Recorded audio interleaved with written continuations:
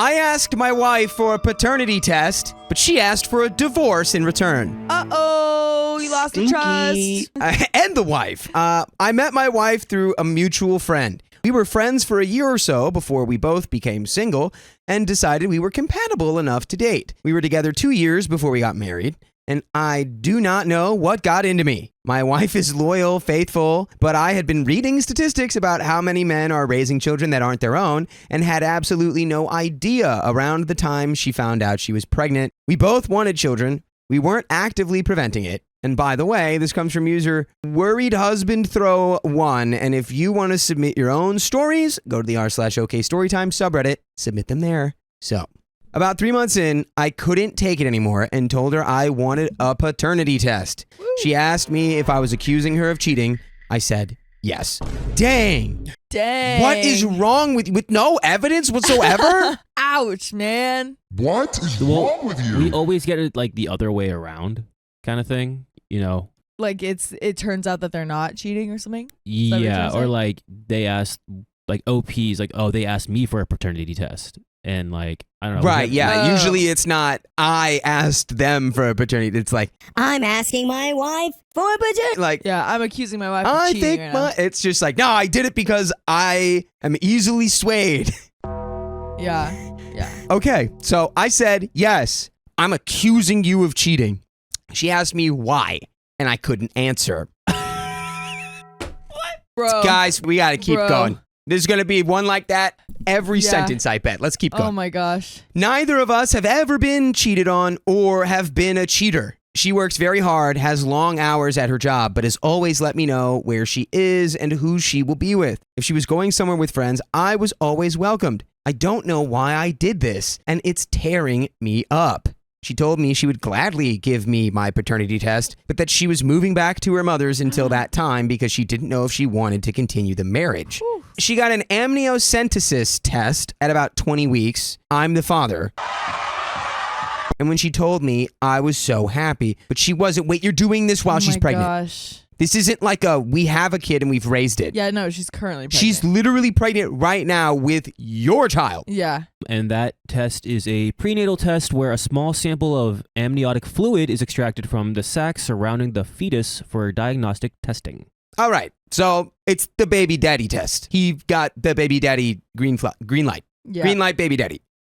So I'm the father, and when she told me, I was so happy. I was like, ah! But she wasn't. She told me that she felt like she fell out of love with me the minute I asked her, and that she had no desire to reconcile. Our daughter was born July 10th. My wife has gone through a lawyer and has started through the motions of divorce and issues of custody. She has since gotten her own apartment. She said she wants to keep this as amicable as possible for the sake of our daughter, but I just want to be a family. She doesn't want support or alimony because she makes more than enough to cover herself and our daughter's needs and live a comfortable life. It's taken since February to even get her to soften her stance and even think about counseling. She said she loves me, but she isn't sure she can get over this. Now I'm trying to think of how to fix this, and I'm just such a broken mess. I want to prepare a list to talk about on Monday at counseling, but I just can't think of anything but apologizing, and that hasn't made a difference in the past months. I don't think it would now. And there are some relevant comments. Brother, you've put yourself in between the rock and the hard place.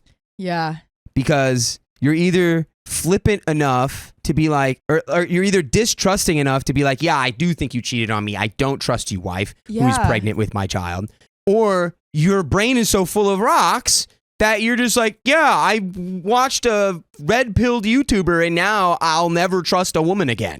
Yeah. Both of those are very bad. Like, you gotta look inward for a good long while and think, why did I even think this in the first place? Because if it's something like that, like maybe it was just some sort of like intrusive thought and you just couldn't get rid of it, that could be forgiven if she decides to do that. But you can't just be like, I don't know why I thought that. Like, some sort of explanation needs to be given. Yeah. And it needs to be truthful. You can't just like make something up. And you came in way too hot, brother. Yeah. You came in came in with the burning fury of 1,000 suns. Yeah. 3 months into pregnancy. You said you want the paternity test. And she goes, are you accusing me of cheating? And you could have very easily said no. Like, I don't know what I'm doing, but I feel like I need this. Right. Instead, you just go, yes. Yeah. Because that's not like questioning, like, oh, maybe she's cheating. It's like, no, you are cheating. That's, so girl, fix it. Yeah, it should have been like this is not a you problem at all. Yeah. This is all me.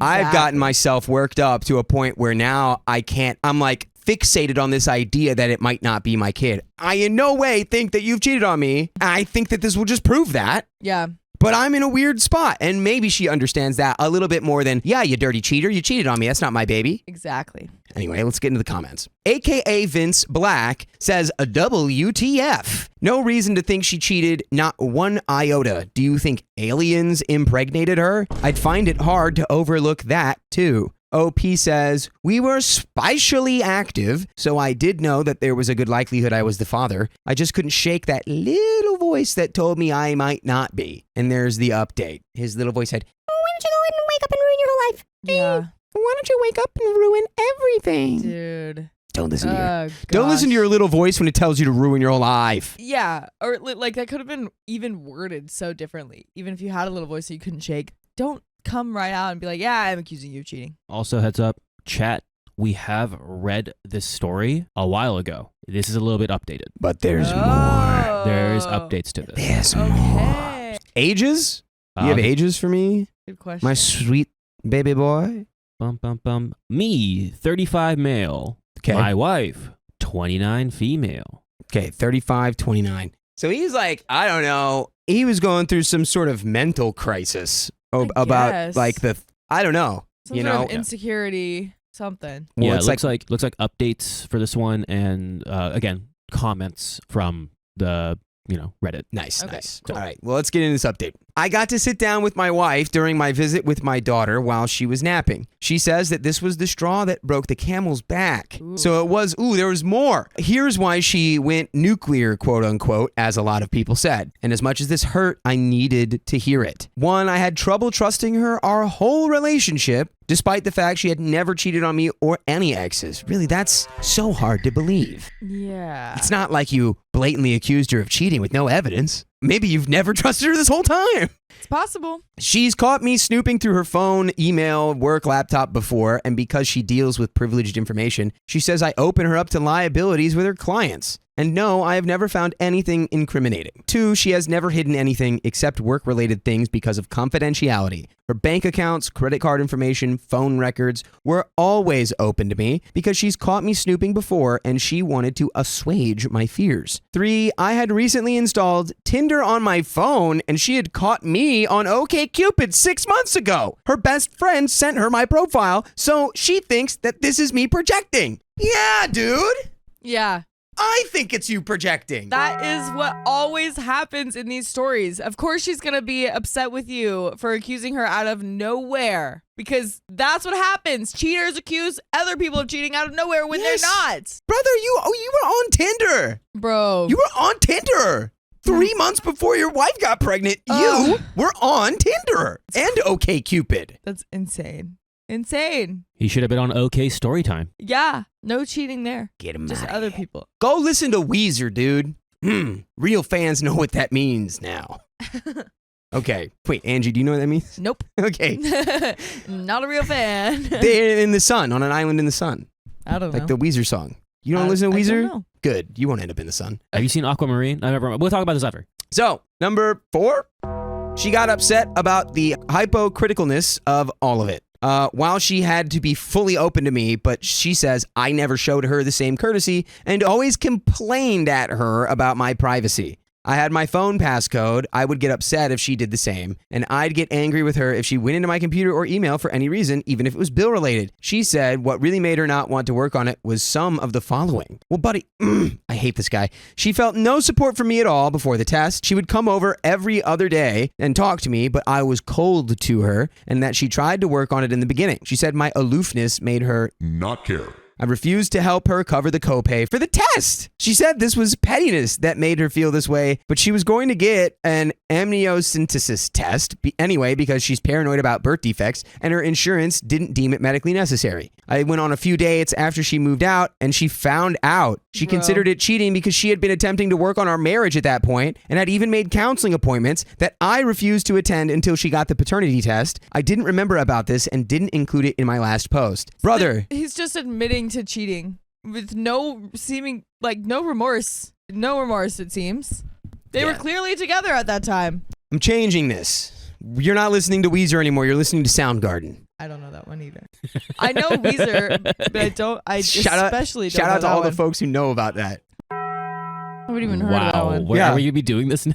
It's because Weezer, Island in the Sun, Soundgarden, Black Hole Sun. Oh, okay. She said she's willing to work on the marriage, but she said that it has to be as open both ways, and she isn't willing to move back in with me right away. I have to give her the passcode to my phone and delete Tinder. I do not want to give her the passcode to my phone because I think I deserve my privacy. You don't deserve any privacy. You've been on Tinder. Yeah, you've abused your privacy, sir. Taking advantage of it. You don't deserve this situation. From the sounds of it. No, not at all. If anything, your wife is just a sweetie pie for not, didn't even go after you for support or alimony. Yeah. Man. Okay. Her other condition is personal therapy as well as the couples counseling. I don't want to do this either because, as many of you pointed out, that there's nothing wrong with wanting to be sure. That's not why you're going to therapy, you nincompoop. He's backing himself up. This is crazy. This is one of the most nonsensical. I don't even know what to call it. At first he was like, I feel so bad for accusing her of cheating. And then he's like, well, actually, as the people of the internet told me, even though I cheated, that's actually totally reasonable for me to ask. Yeah. Girl, nuh-uh. OP falls asleep every night in a hyperbaric chamber that gets pumped full of Delulu juice. Yeah. Just that's straight up not living in reality. That is accurate. Relevant comments. Me gusta el azul says, I'm shocked you posted an update. Your original post included nothing that would help us understand her decision. Frankly, you sound completely out of touch with reality. Yeah. I can't imagine why she's willing to work on this marriage, probably for her kid. Let her go, for her sake. OP said she hasn't told me. She was keeping contact minimal besides allowing me to see our daughter, but she wasn't opening up to me about how she felt. A deleted user says, wow, I can't believe the crap you did to her, and she is still willing to work on things. You, sir, need counseling and a swift kick to the butt. OP says, she said she's willing to because of our daughter, but if it was her alone, she wouldn't. Exactly. This is only because she wants to be, it's for her daughter. Yeah, I agree.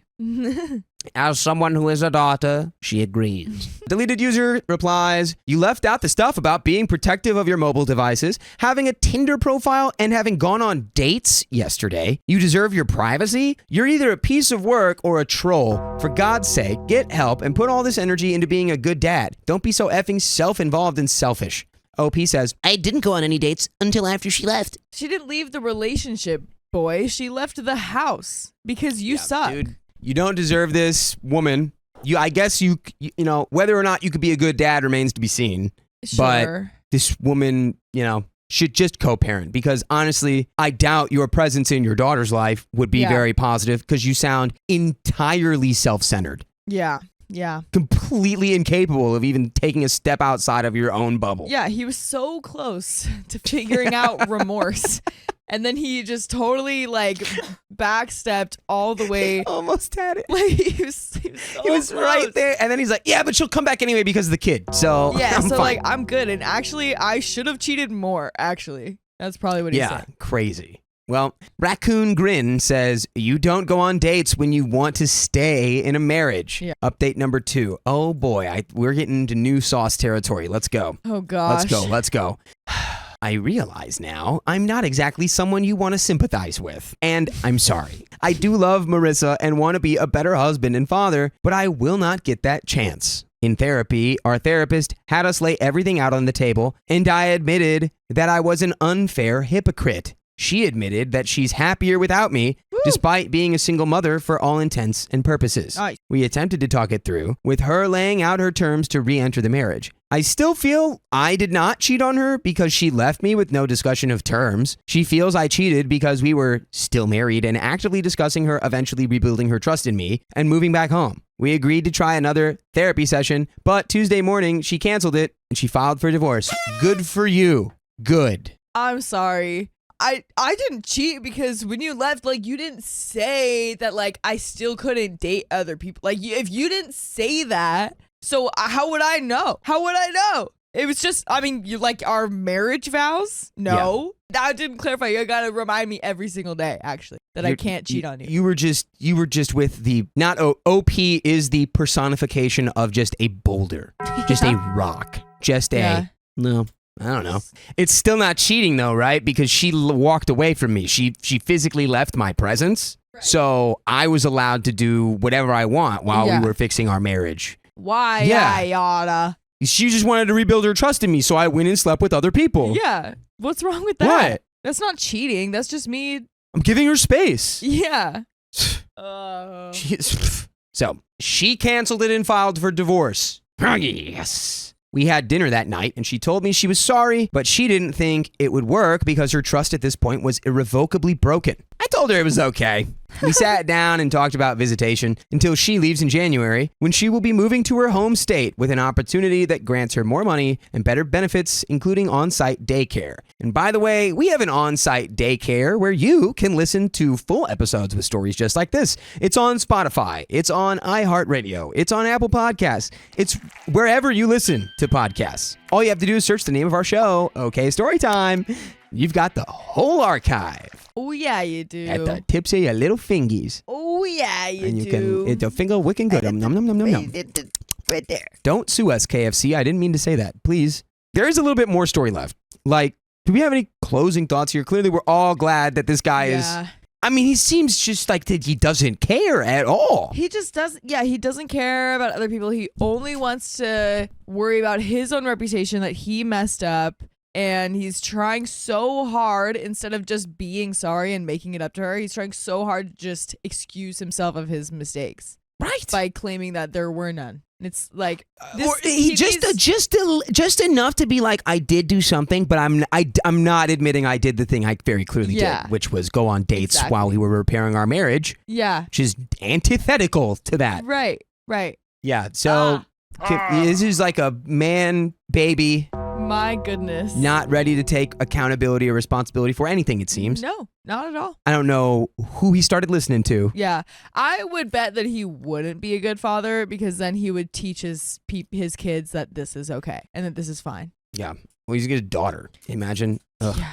Anyway. Ugh. So, she told me she harbors no hard feelings towards me, but she wishes it hadn't ended this way. I told her it didn't have to, which is the dumbest thing I think you've said this whole time, oh my OP. God. But she disagreed and said it did. I told her I'd give her access to my phone and such, but the fact that I did that to her left a sour taste in her mouth about it, and she doesn't want a relationship where it's considered normal to not share or rifle through the other person's things for no reason, as she puts it. Yeah, we agreed on child support, and we will get it in writing. I make a comparable amount to what she will be making, so we agreed to split the baby's expenses. Baby will be on her insurance. I gave her a check for the amount in the alimony. Anything else we can think of? I know there's no chance of getting my wife back now, but how can I be a good dad to baby long distance? You talked about me eventually moving to be in proximity. She made sure to emphasize for the baby, not for us to get back together, but I'm locked into a contract until next December at least. That is the end of that story. Buddy, I don't know you. I don't fully know you, but based on your whole energy here, I think maybe the best thing you can do is just send the money. Yeah. FaceTime her. Because it really doesn't even sound like you want to be there. You're like, you're still like, well, she said it was, moving there to be closer to our child, not so we can get back together. It's like, yeah, are you not Yeah. Are you not immediately like, wait, she's going to move way across the country to a different state with our kid? Yeah. Wait, that's going to make things way harder for me. Oh, I'm locked into a lease contract until December? Hey, dummy. You could break those? Especially, you literally were like, I'm making a comparable amount of money to my ex-wife who makes more than enough money to provide for herself and our daughter. Yeah. So you clearly have the money to break your lease, but you don't even, you care enough to be close to your daughter to do that. Yeah, I think best thing that you could do is send money, maybe visit on like weekends to like take care of the daughter or something like that. Take her out on a little daddy-daughter like trip or something. I don't know. And then that's it. Just leave it there. I think the best thing you could really do is go to therapy, really open your mind to the possibility that there are things you could seriously change to better yourself. Yeah. And the people around you. Get to a point where you could admit that that is cheating. Right. That you messed up. If you can actually get real positive change in your life, that's the best thing you could do for your daughter right now. You're not. But anyways, that's the end of that freaking story. Exactly. And we're gonna roll right on into the next one. You ready for this one? By the way, this is like a 4K. Like 4.5, yeah. My husband won't stop criticizing my hired nanny, so I told him I'd rather divorce him. And she's gonna marry the nanny. This is just Mrs. Doubtfire. My husband, John, 40 male, and I, 26 female, hello age gap, have been together for 5 years, married for 3, and have 3 kids ages 3 months, 2, and 4. We met when I was still in college, working part-time as a nanny for his friend's family. By the way, this comes from Evening Boat 2674 on the r/OK Storytime subreddit. We crossed paths a few times at my nanny's family functions, say that 5 times fast, and my nanny family gave him my number and encouraged me to go out with him. Initially, I only did it because I didn't want to offend them, but we ended up hitting it off really well. Some weird vibes, but we'd go forward. I accidentally got pregnant with my oldest about a year into seeing him, 3 kinds of birth control, and still got pregnant. What are the chances? Is this a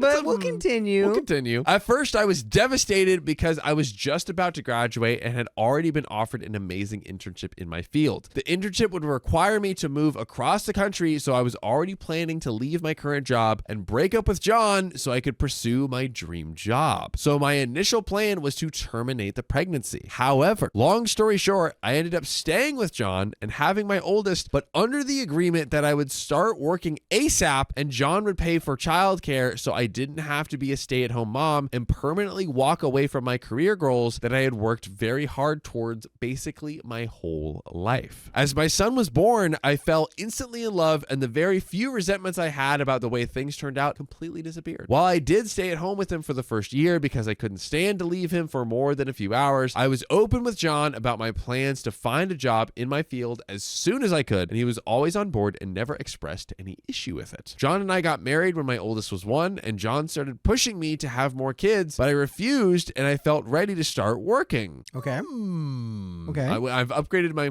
to a okay. I ended up getting a really great job offer at the company I'm still working with today. I started looking for nannies and was put in contact with our current nanny, Sarah, 21 female. Conspiracy theory, he ends up with her. He loves nannies. I'm sticking with Mrs. Doubtfire. No, my conspiracy is he messed with that birth control somehow. I think that's I think the he case wants too. this. I think he's trying to have like a sort of breeder type scenario, which is literally disgusting. Horrifically disgusting. But Sarah, 21 female, has honestly been a godsend. She is the sole reason I made it through being apart from my baby, and she does an amazing job. I honestly cannot imagine my life without her. Shortly after I started my job, I accidentally got pregnant again, another birth control baby.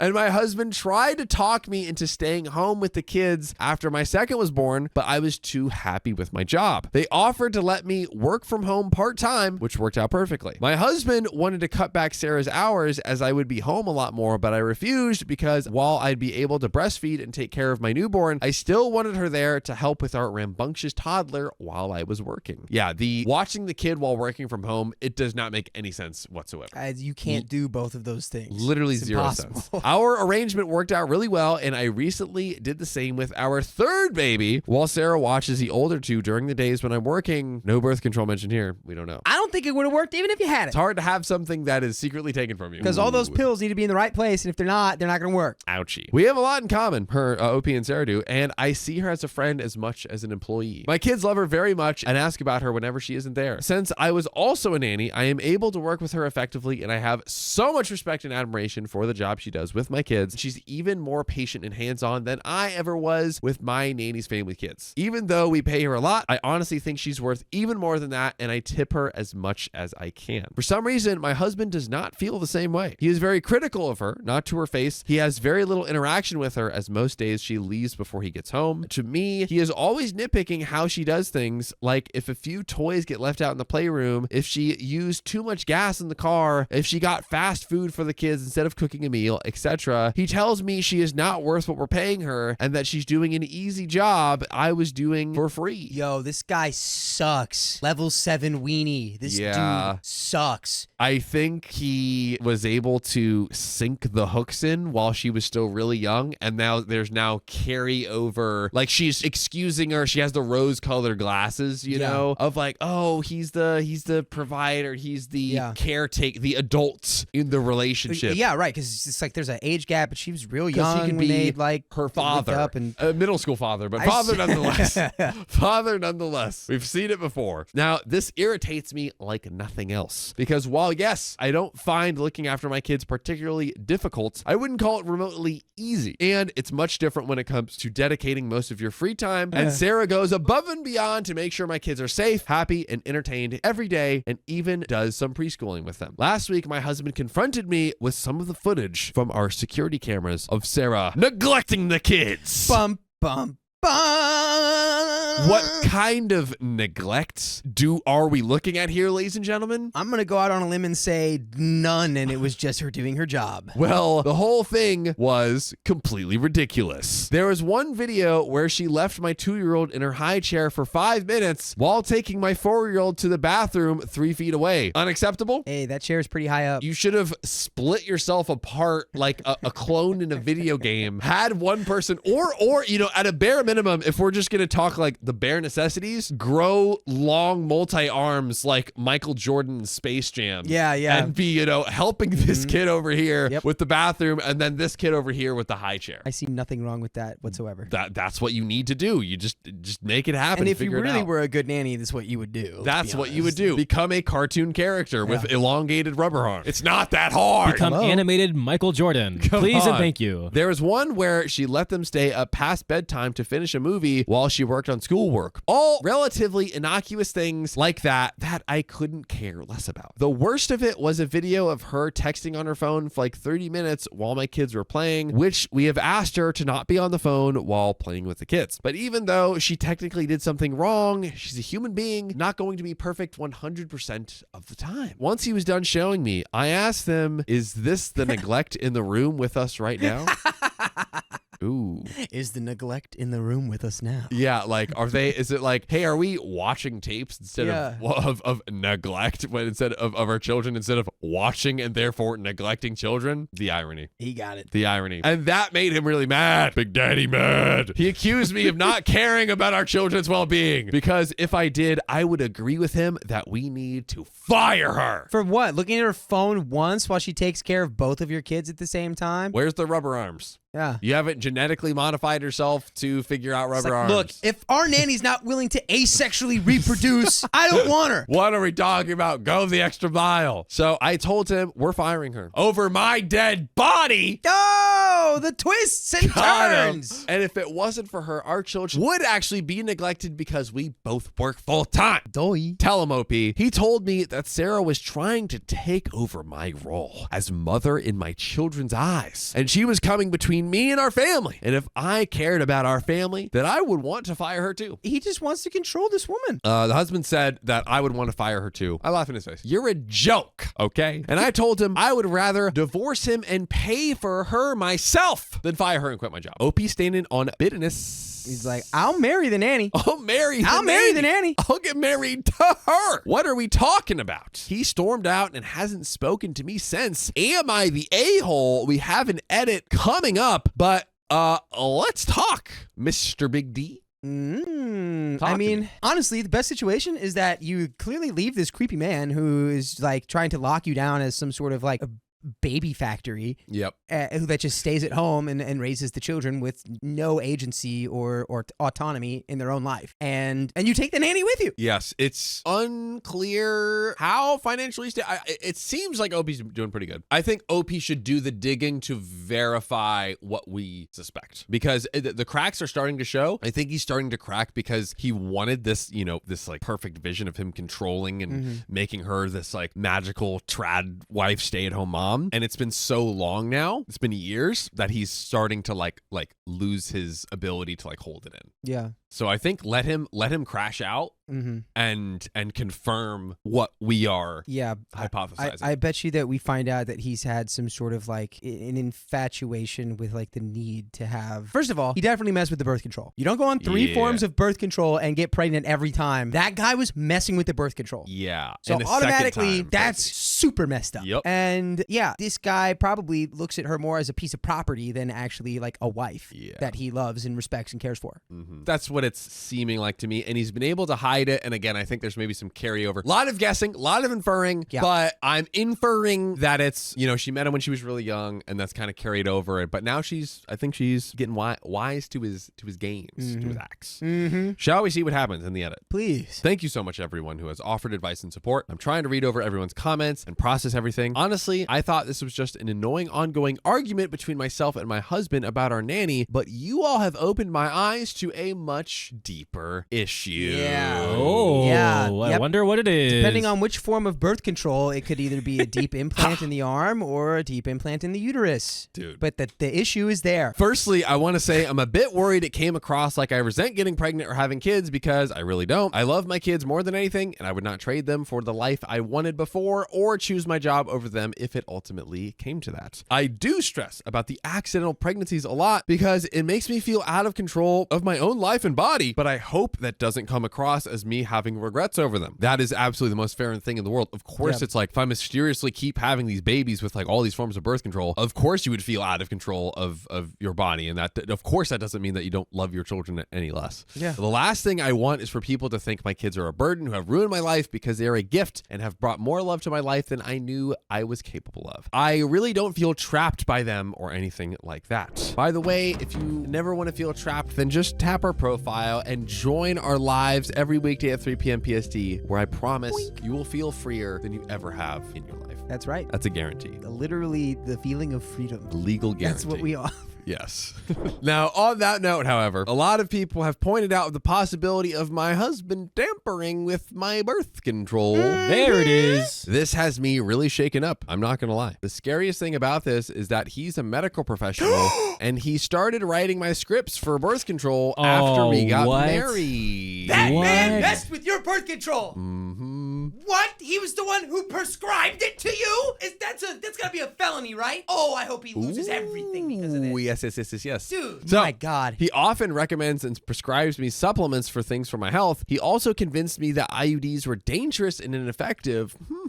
Coinky-dinky, I think not. And that it's not uncommon to get pregnant on birth control if you're extremely fertile. I don't even want to think about the implications of him having messed with something to get me pregnant. I trust him a lot with medical decisions and opinions. And while I know he's not as vigilant about birth control as I am, as I didn't even consider the chance he was actively sabotaging it. Not really sure where to go from here or how to investigate this further. Many of you were concerned about having an emergency fund / safety plan, and I do keep my finances separate from his, thank God. And luckily I make good money, so that answers that question. Yay. And I could leave if I really wanted to. There we go. Okay, so we're doing pretty good there. Got that question answered. Thank you again to everyone who commented. I will try to make an update for those who asked. I'll look if there's an update. And we're gonna look if there's an update, but so far she didn't.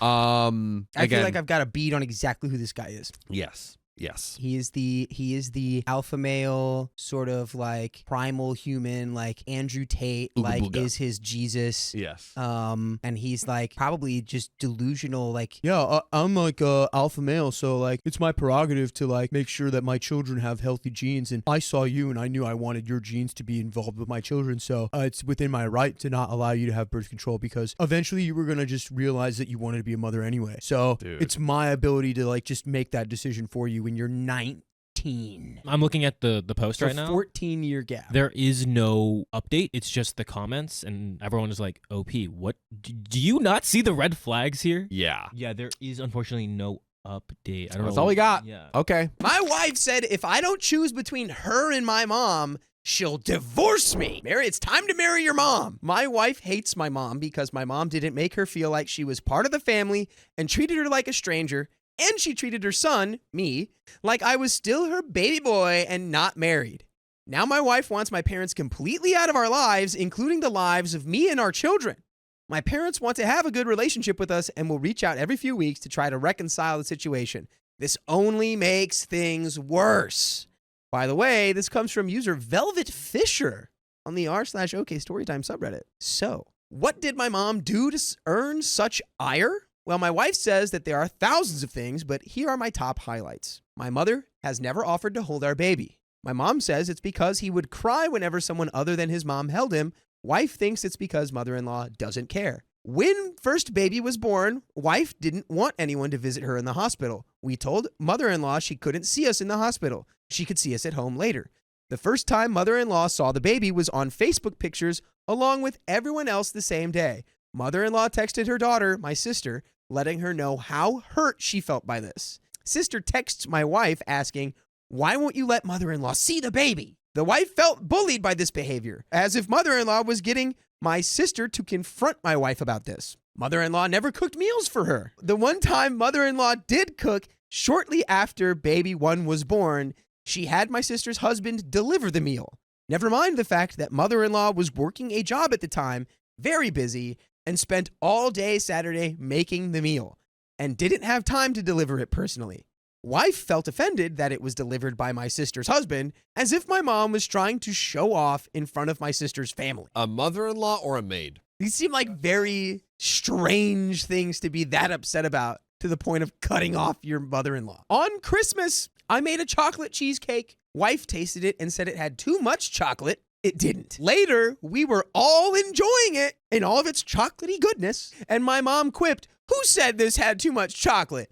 Who? My mom is from the South, and in my view, this was nothing more than good-natured ribbing, but my wife viewed it as an insult. Later that night, my wife asked me if I thought what mother-in-law said was acceptable. I said yes, she was only teasing. It turned into a huge fight because I was defending my mom instead of my wife. Also on Christmas Day, my mom showed everyone pictures from her cruise. Wife felt offended as if mother-in-law was showing off how wealthy she was and how much fun she had while never helping my family while my wife was stuck at home with 4 children. It doesn't matter that many times my mom babysat our children and would offer to babysit them regularly, once or twice a month. I'm still hung up on the chocolate thing. Yeah, it sounds like you're defending your wife. You're not defending your wife that hates chocolate. And you're a monster for loving your mom, I guess. When my grandmother, my mom's mom, passed, we cleaned up her house. My mom asked us, her children, to help. Only I and my family volunteered.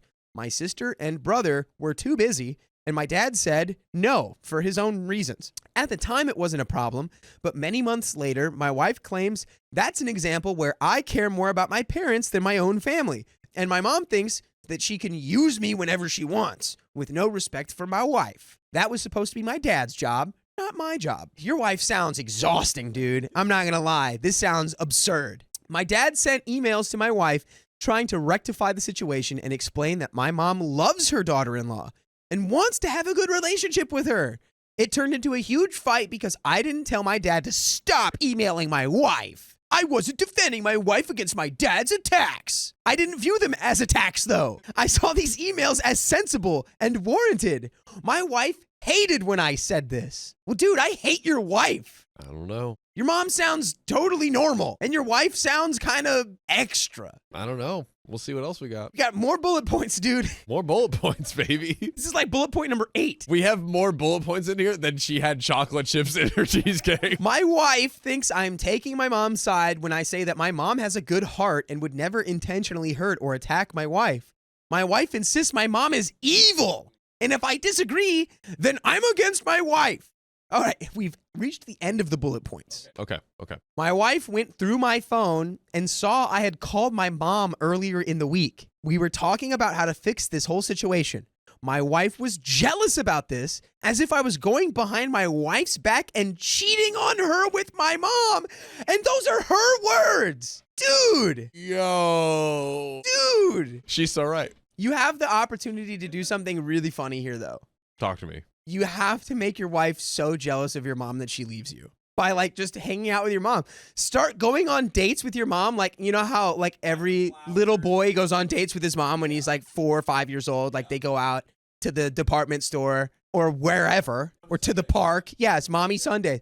You need to start having like mother-son dates until your wife gets so jealous she divorces you. Bring her cute gifts, flowers. And then tell everyone about it. Saying how much you love her. I don't think he even needs to take her out on dates. It already looks like just by talking to his mom, the wife is like, it's over. You're talking to your mom? You're seriously talking to your mom right now? Why are you choosing your mom over me? You can talk to me whenever you want. Why are you talking to your mom? Okay, anyway, to get back into this. Quote, she needs to come to me directly and apologize. So, my crime was I didn't defend my wife against my parents' attacks and I sided with them. I told my wife, quote, I'm with you. I'll always put you first. But that doesn't matter because I said, quote, my mom has a good heart and she's not evil. When clearly she is evil. That's taking my mom's side and not defending my wife. Who knew? For the most part, my wife adores me. Are you sure, bro? Because she hates my mom so much and the fact that I'm so close with my mom, she couldn't take it anymore. Basically, my wife got fed up with the whole thing and told me she was going to divorce me. You did the funny thing already. That move right there is totally justified. Oh, yeah? Please, go on, evil John. Explain, evil John. Because, listen, guys. So, you guys have heard of love bombing, right? It's when you're too nice, you're too overwhelmingly sweet, right? What else do we know that is overwhelmingly sweet? Chocolate? The day she dared put too many chocolate chips in that cheesecake, at that moment in the story, I said, leave, divorce. Go right now. Yeah, okay, great. Great advice. Everybody take that advice. Divorce your husband because he likes his mom, I guess. So, she needed to get rid of both of us because she couldn't find a way to get my mom out of her life without getting rid of me too. I told her that's not necessary. I said we are good. Who cares what someone outside does to us? She apparently does because it's my mom and quote, she and I are so close and quote, I'm taking my mom's side and I don't believe my wife when she says my mom is evil. Is this stemming from like a terrible relationship with the wife and her mom, you think? It's got to be something like wife has baggage. And she's just looking at like what seems to be, from my perspective, an overwhelmingly positive and loving relationship between a mother and her son as like, oh, she's just evil. Maybe, oh, she's Southern. Maybe it's because she's from the South. Maybe she just hates Southerners, which is not, we don't condone that. She married OP. Maybe he's like disguised. He like lost his Southern accent. But regardless, this woman needs therapy. My wife said that she would stay with me if I agreed to never speak to my mom again until she apologizes. Until she apologizes. That's totally fair. Until she apologizes for being evil and what? Like making a joke? What does she even want the apology for? Just like that one joke about the cheesecake? For real? Shut up. I did not know what to do. So I said, okay, fine. If that'll stop this insanity, I just want peace in my house. I can accept the fact that my wife and my mom don't get along, and I can accept if our two families are not very close because of it. But I can't accept the fact that I'm not allowed to speak to my mom ever again. And I won't admit a lie that my mom is evil and has evil intentions towards my wife. I agree that my wife got hurt, but I don't agree that it was intentional. Anyway, wife insisted that I block my mom's number on my phone. I did it in the moment, but later unblocked her because I didn't think she was serious. But she was serious. Later, she went through my phone, saw that my mom had been texting me. I never replied, and it turned into another huge fight. Basically, if I even read messages from my mom without responding, then it's my mom getting into my head. And my wife can't have that evil come into our lives because she and I are together. And what affects me affects her. But it'll definitely affect me and Suit John and Keon if you don't join our live when we go live on YouTube every weekday at 3 p.m. PST. Just tap our profile. Tap it until you're in the live. There is a tail end of this here, but I mean, where are we at? I stand where I stood before. Drop your wife off at the bus station and let someone else take her, dude. Because he doesn't deserve her. A queen. I have two theories. Again, I'm going back to my first theory that I said earlier. She doesn't know what a healthy relationship is with a parent, or again, mother in this case. Second theory is she's looking for an excuse out of this relationship. I don't know if it's an excuse because she could just do it whenever she wants. She's giving the ultimatum of it's either your mom. But this doesn't sound like a person who would need an excuse. Somebody who already goes, your mom's evil and you're not allowed to talk to her, pretty much does and says whatever they want. That's my perspective. So I think she could just, if she really wanted the divorce, she'd just go, I'm divorcing you because you're stinky and I hate you. And she'd be whatever. She wouldn't care. If she loves OP, like you got married to OP, you met your mother-in-law, you're gonna be like, all right, that's my mother-in-law. She's gonna be in my life. I kind of think his theory is pretty accurate. That she's just looking for a way to get out. I think she's just intensely jealous and a walking red flag. That's what I think. We'll see. Read. We'll find out. Quote, your parents need to realize that you and I are together and they can't go around me and talk to you as if I don't matter. Boom, I was right. She's insanely jealous. Clinically insanely jealous. My mom honestly had no idea she was doing anything wrong and has always tried to do the right thing. Even now, my mom is trying to reconcile with my wife, but my wife won't hear it. The fact that my mom is trying to defend herself instead of apologizing for her sins proves how evil and twisted she is. Dude, into the sun with this woman. Into the sun. What do you mean that's it? There's nothing else. That's the end of the story. I want to divorce my wife, but I don't want to destabilize my children's lives. Happy wife, happy life.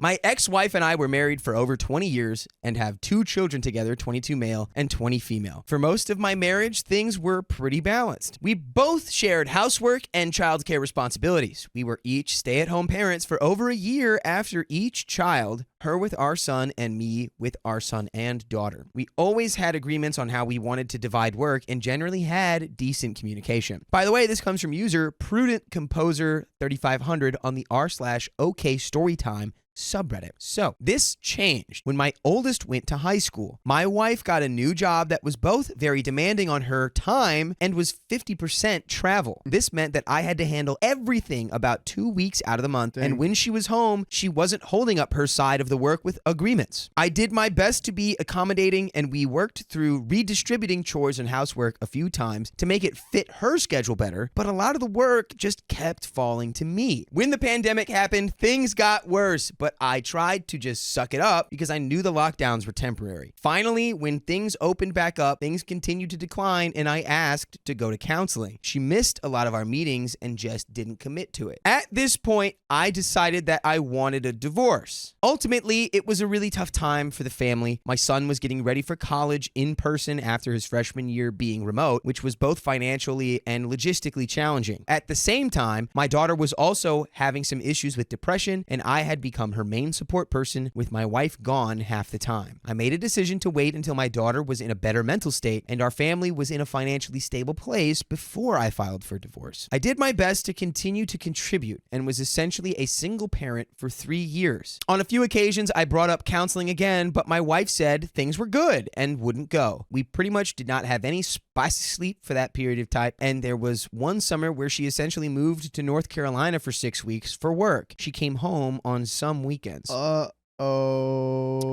Conspiracy theory. Yeah, conspiracy theory. Your wife's cheating on you, bro.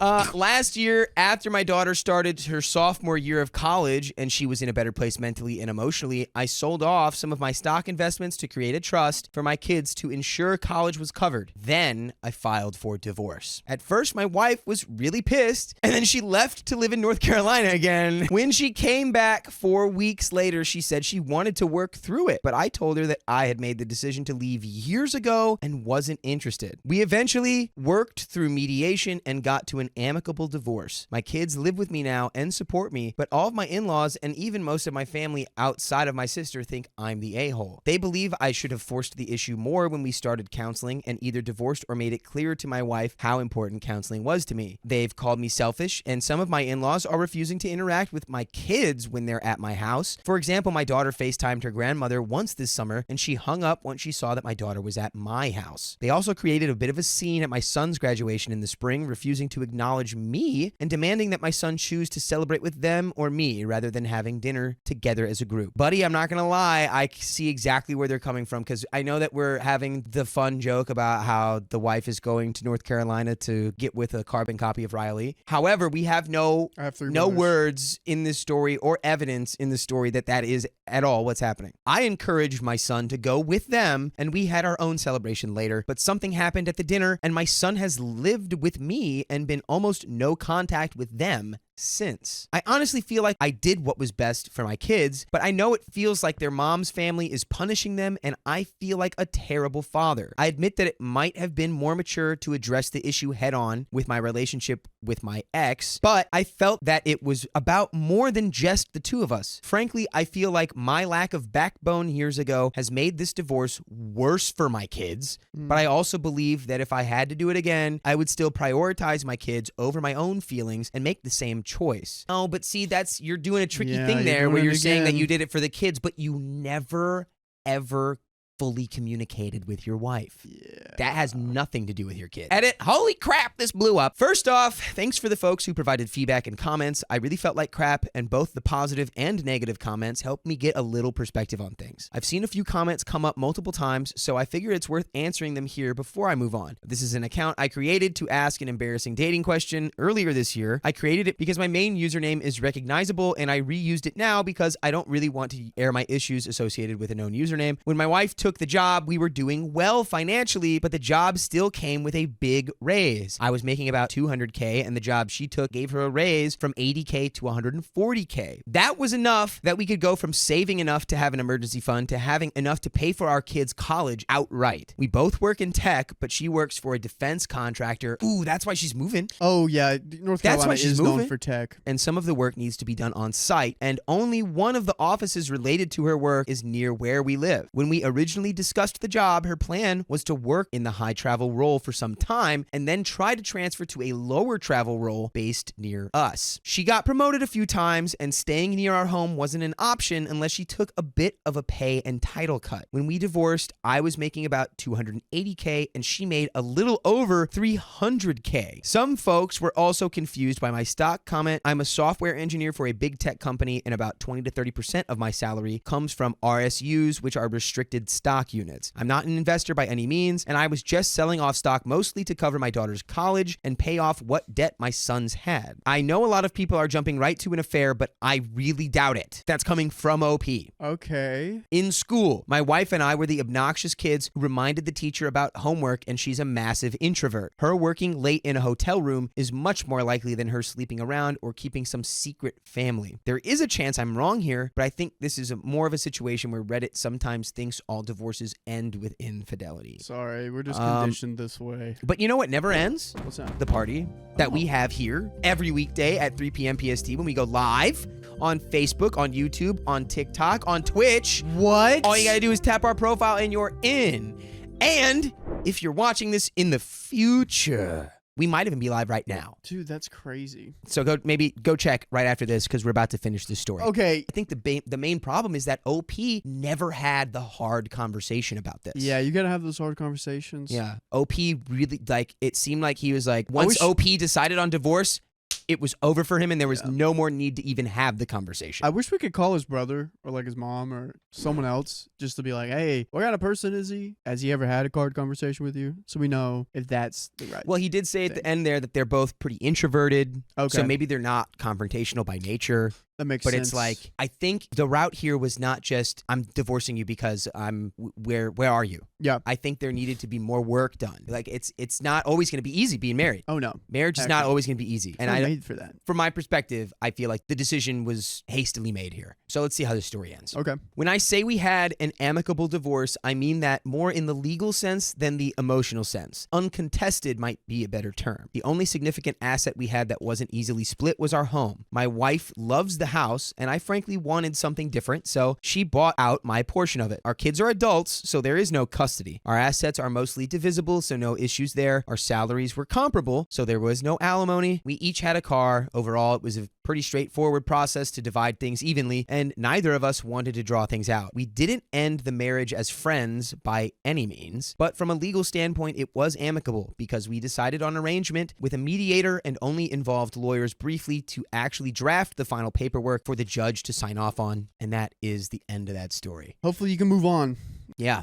You know, I feel more for the wife's side than I feel for, I mean, and I get it. This is not like an unbalanced, I don't think that anybody is like a complete evil villain here. I just think that you could have had a completely different outcome, probably a more positive and better one if you had just like Communicated? tried to express to your wife how hurt you were. I don't think he ever did. I don't think so either. I don't think she ever knew, which is why she was like super surprised when this came down. But nothing, a little coding can't help them both, you know? Like, code. A lot of people do that too. It's when you got emotional stuff going down in your life, you get lost in your work, which and then you just live stream like 5 times a week. Not a good thing to do. Don't getting lost in work is not. It's not great. No, it's unless you it's love perfect. your work. But still, there's more to life than work.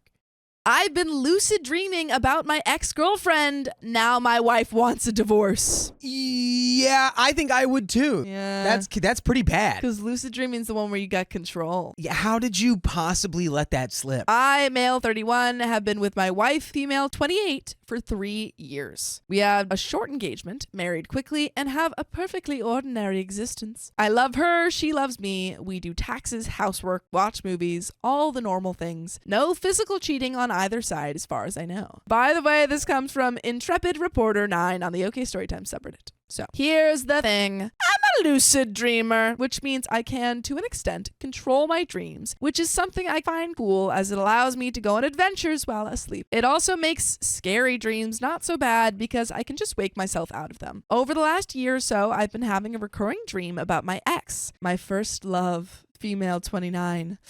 Truth be told, I never got over her. We were together for 5 years from 17 to 2022. We broke up after I graduated from college because she didn't want to move from New York to South Carolina with me, which is where the biggest industry for my field is. I was crushed, but moved on, and we've spoken sporadically over the years, although we never crossed any lines. I will admit that I've kept up with her own social media a bit, but nothing stalkerish. Well, a year ago, she announced she was getting married, and I experienced a resurgence of feelings for her, although I never acted on them or told her. That same night, I dreamed about her for the first time in years. In the dream, she showed up at my door and asked me if I wanted to get coffee. I said yes, of course. The dream, which was not a lucid dream, ended there. It felt so real, I couldn't shake the feeling once I woke up. It felt like we were actually reconnecting. Since then, I've dreamed about her several times a week, and I've practiced becoming lucid, so I've been able to control the outcome more times than not. We've lived a whole life together over the past year. Dude, this is maybe one of the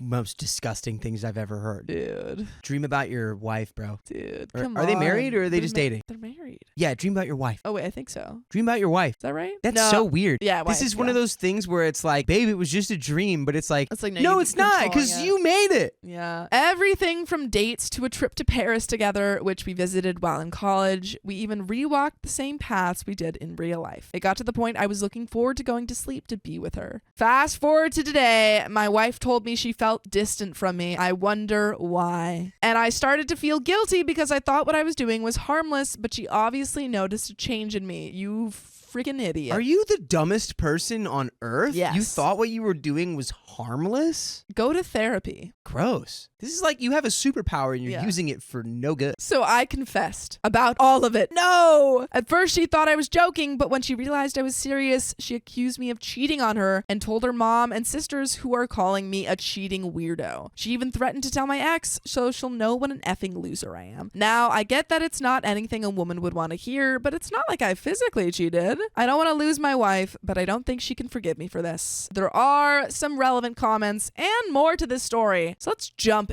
into these. Soul Angelic says, yeah, I think this might be a lost cause. I would certainly consider this cheating, and I think that it does indeed warrant a divorce. You clearly don't really love her, at least not as much as you love your ex. And OP responds, I do love my wife, which is why I married her. I just always also have feelings for my ex, which I should have been honest about before we got married. I didn't mean for this to happen, but once it did, I wasn't able to stop it. Living that life with my ex while sleeping felt like getting to experience what I missed out on in young adulthood.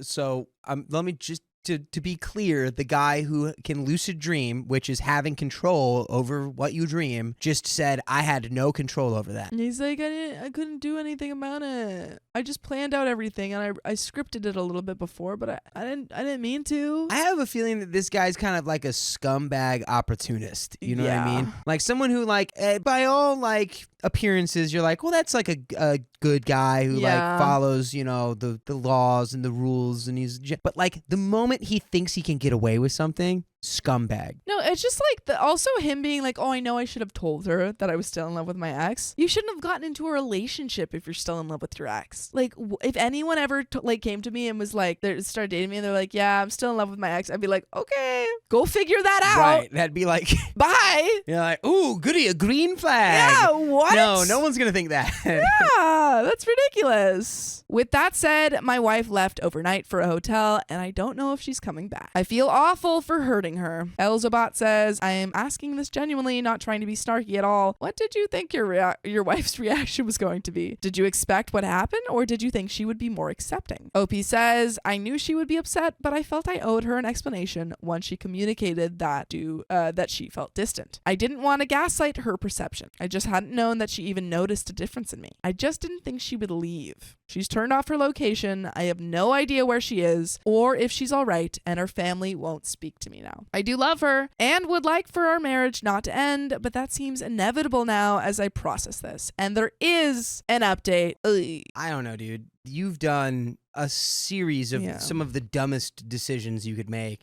So many dumb, stupid mistakes. And Karina Windes had a comment that says, why did you tell her you should have just went to therapy or something, anything else? Which is like, yeah, it's true. Like, and I know that you're like standing like, well, I feel like she had to know because I didn't want to gaslight her perception, but it's like, no, you should have just said, oh my God, she's starting to tell me I'm becoming more distant.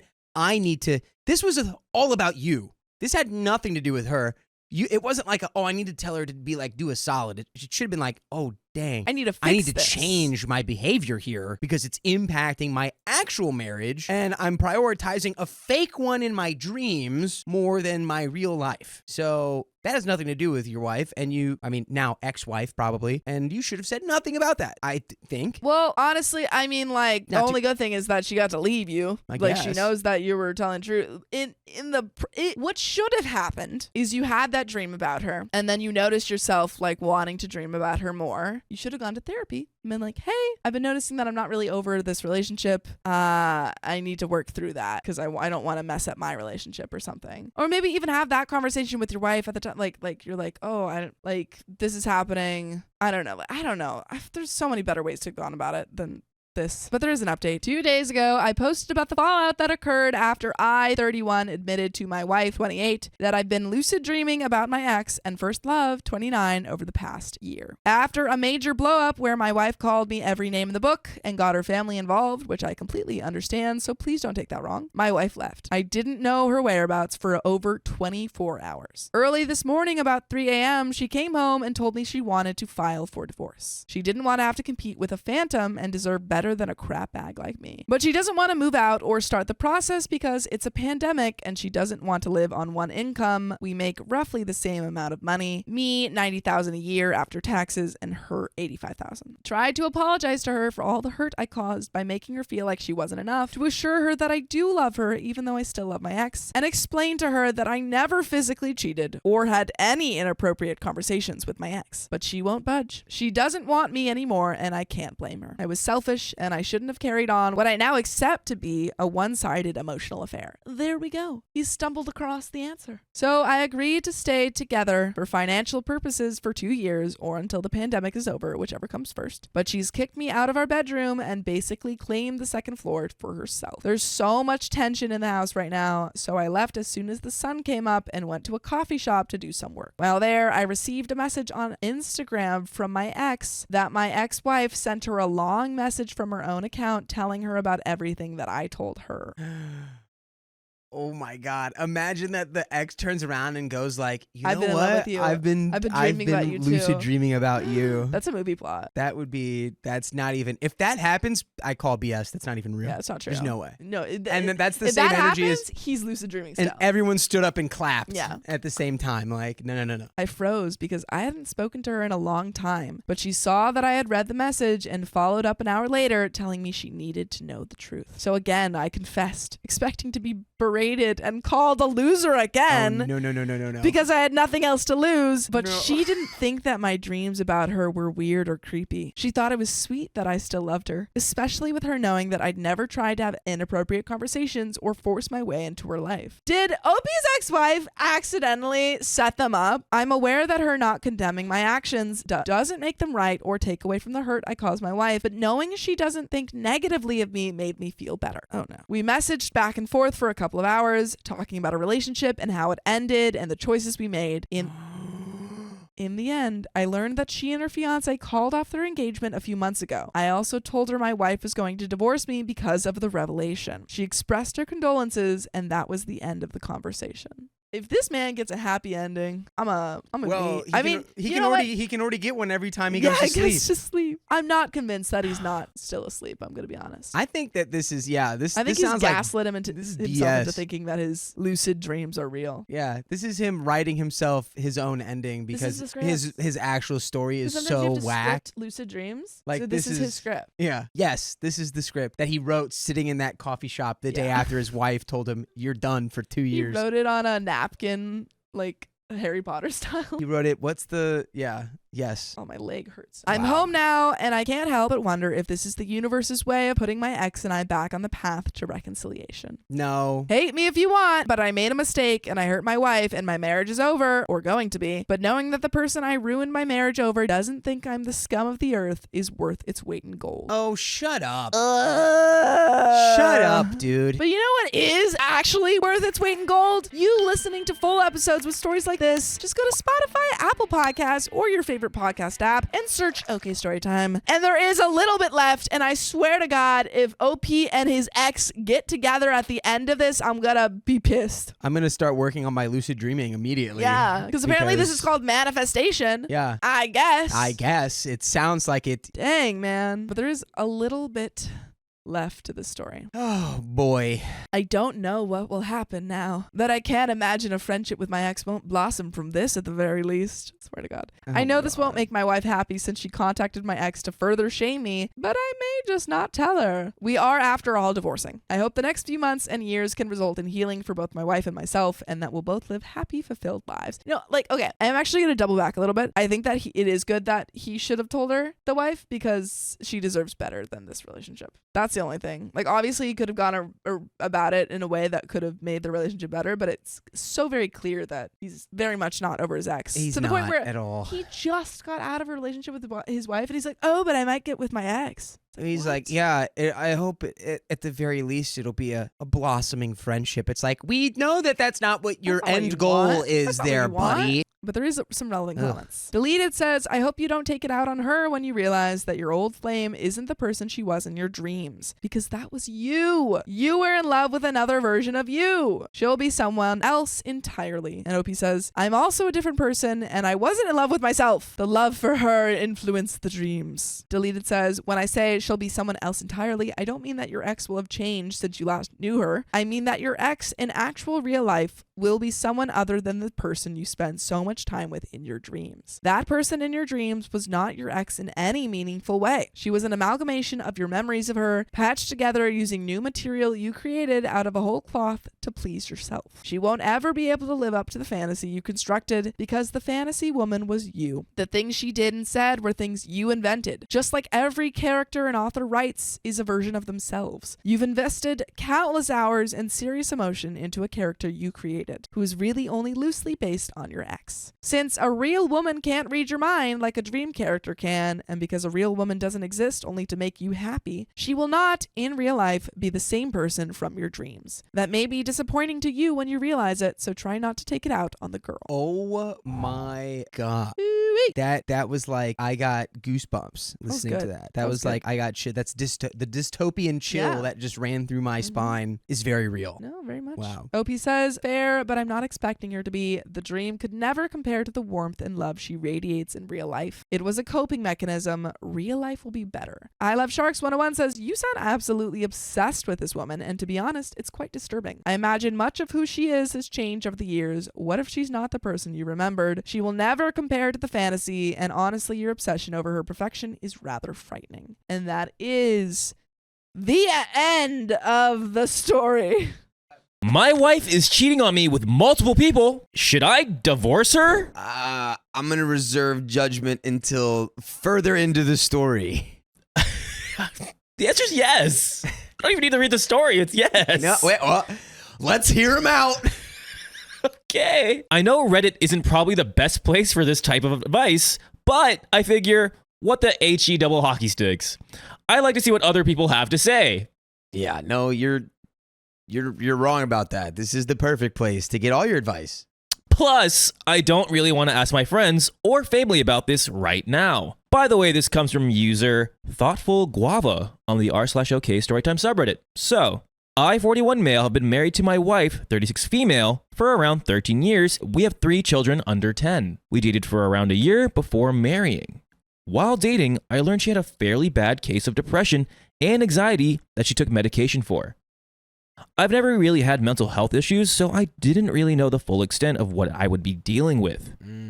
Personality-wise, we are really opposites, but got along great dating and the first few years of our marriage. Initially, while dating, she pretended to enjoy the same things I did. As time went on, she even admitted she didn't like to do some of the things with me that she did initially, and it was just because I liked them. These were things like going to see a movie or hiking in the park. I don't know if that's a green flag or a red flag or like both of them. Because it's like, she's willing to like do, I think she should have been upfront that it's like, I don't have the most fun doing this, but I'll do them with you because I like doing things with you. Or like if it makes you happy, it makes me happy, and I want to make you happy, but like maybe we can do a mutual thing. Yeah, I think more. I don't know. The hiking in the park is one thing, but going to see a movie together, that's pretty like common great basis. Maybe you just don't like going out. Maybe you're an introvert. I don't know. Perhaps. She was slightly overweight when we met, but still was very attractive. Around 1 to 2 years after being married, she switched antidepressant meds and lost the extra weight. I've never said anything bad to her about it. She's absolutely gorgeous and has a very nice body. She's recently also spent a lot of money on work and had plastic surgery, which I was not for. I'm still very physically attracted to her, and she has low self-esteem issues and doesn't believe she's hot. I don't know. She looks like Kristen Bell. I'm not bad looking either and look much younger than I am. I work out regularly, so I haven't let myself go. We did struggle with the issue of when to have kids around a year after being married. Remember, this is all very quick. They met briefly, they got married very quickly, and now they're thinking about getting kids really quickly. She was ready to start trying, but then got off the antidepressants and changed her mind. After stopping it, she changed her mind about whether she wanted them at all or for the foreseeable future, and this obviously caused a lot of friction in the marriage because I really wanted kids. We went to see a marriage counselor about this issue, and I just accepted that I would have to wait and see if she wanted them in the future and if she changed her mind, or if she would change her mind. I love her and didn't want to leave her about this issue. We did eventually have kids. Great. And she's a great mother to them. Even better. Great. I couldn't ask for anything better in this regard. But again, she didn't want kids, or she didn't know she wanted kids. So it's like this. This is- resentment will build up beneath. It's the, I'm doing these things for you, not for me. Oh, so this is the same thing as the hobbies. I think so, because again, OP really wants kids. So she's just probably getting more resentment because she's not, you're like, okay, whatever you want. We also work together in a family business. Her parents recruited me around 9 years ago, so I left my job and career to work for her parents with the promise I would own the business in part with my wife when they retire. They are way past retirement age now and virtually do nothing here other than own the business on paper. They will not retire nor sell it to me or my wife. Okay. Classic. They're just hardworking. We are paid very well, but if they retired or sold it to us, we would make millions. I think they enjoy the control and money without doing anything. I've asked my wife, why can't we go start our own business and leave? But she says it would totally destroy her relationship with her parents, and I think she's probably right. I can start my own similar business as I know enough now to do it. But my wife said it would cause friction, and if I did, that would be one of her competitors, and she would be hurt. Yeah, no, that's a terrible idea. Don't Do not go into competitive business with your wife's parents. Yeah, It's a bad idea. it's your wife's family. It's technically your family. Just wait. You can wait a little bit longer, and they gave you this huge opportunity. Like, you should be appreciating them more than that that you are right now. She semi-threatened divorce or brought it up if I went this route. It would also be very time consuming and stressful if I did start the new business, but I could do it. Stop with this idea. Initially, and for the greater part of our marriage, she was affectionate and initiated spicy sleep almost as much as I did. During the last 5 years, this has gradually deteriorated to her not initiating spicy sleep or really ever even touching me at all in any way. That's called the resentment. The bitterness it grows beneath. Yeah, something's not, yeah. Around 7 years ago, she had a very brief emotional affair with an individual who pursued her at a work function that I didn't attend. I'm almost certain that there was never anything physical. At the time, she asked me for an open marriage, but reneged when she really thought about it and realized I would be with another woman.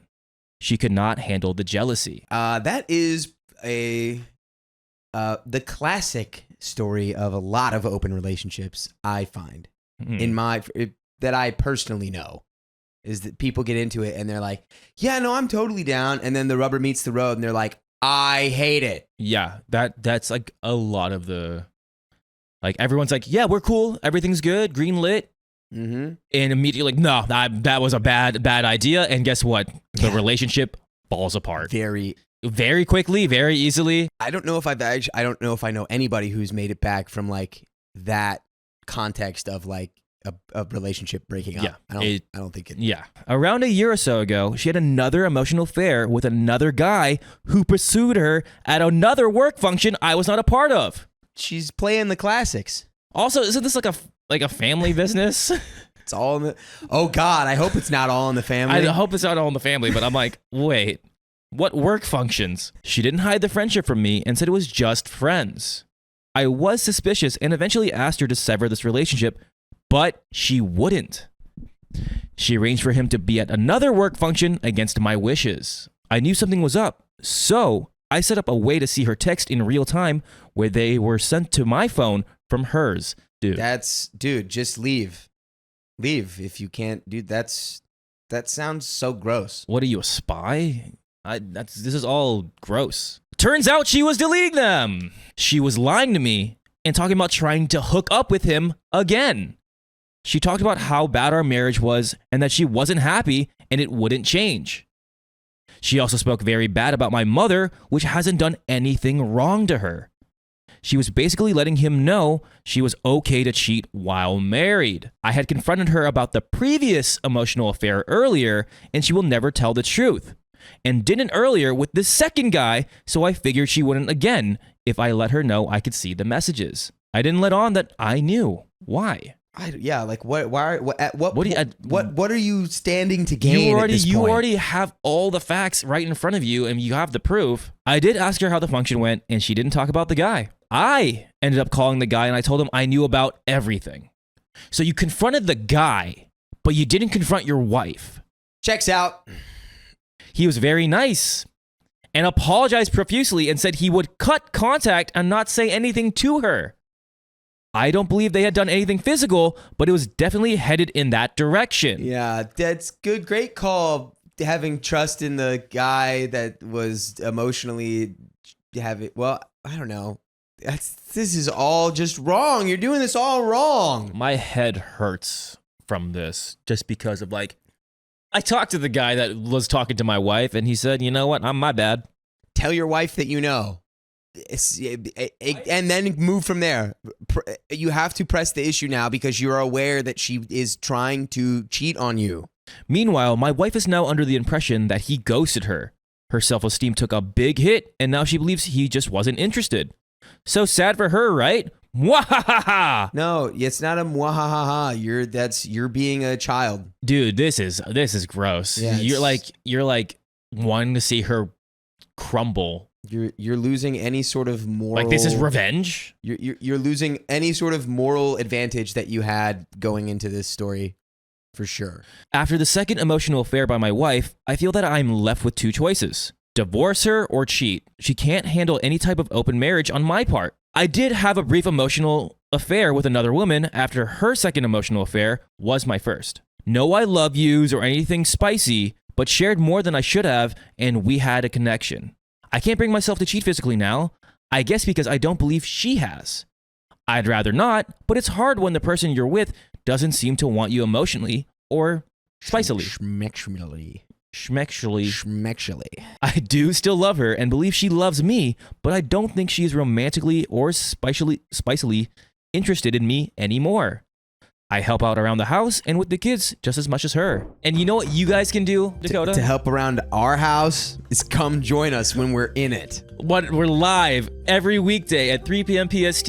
We're live on YouTube, Twitch, TikTok, Facebook.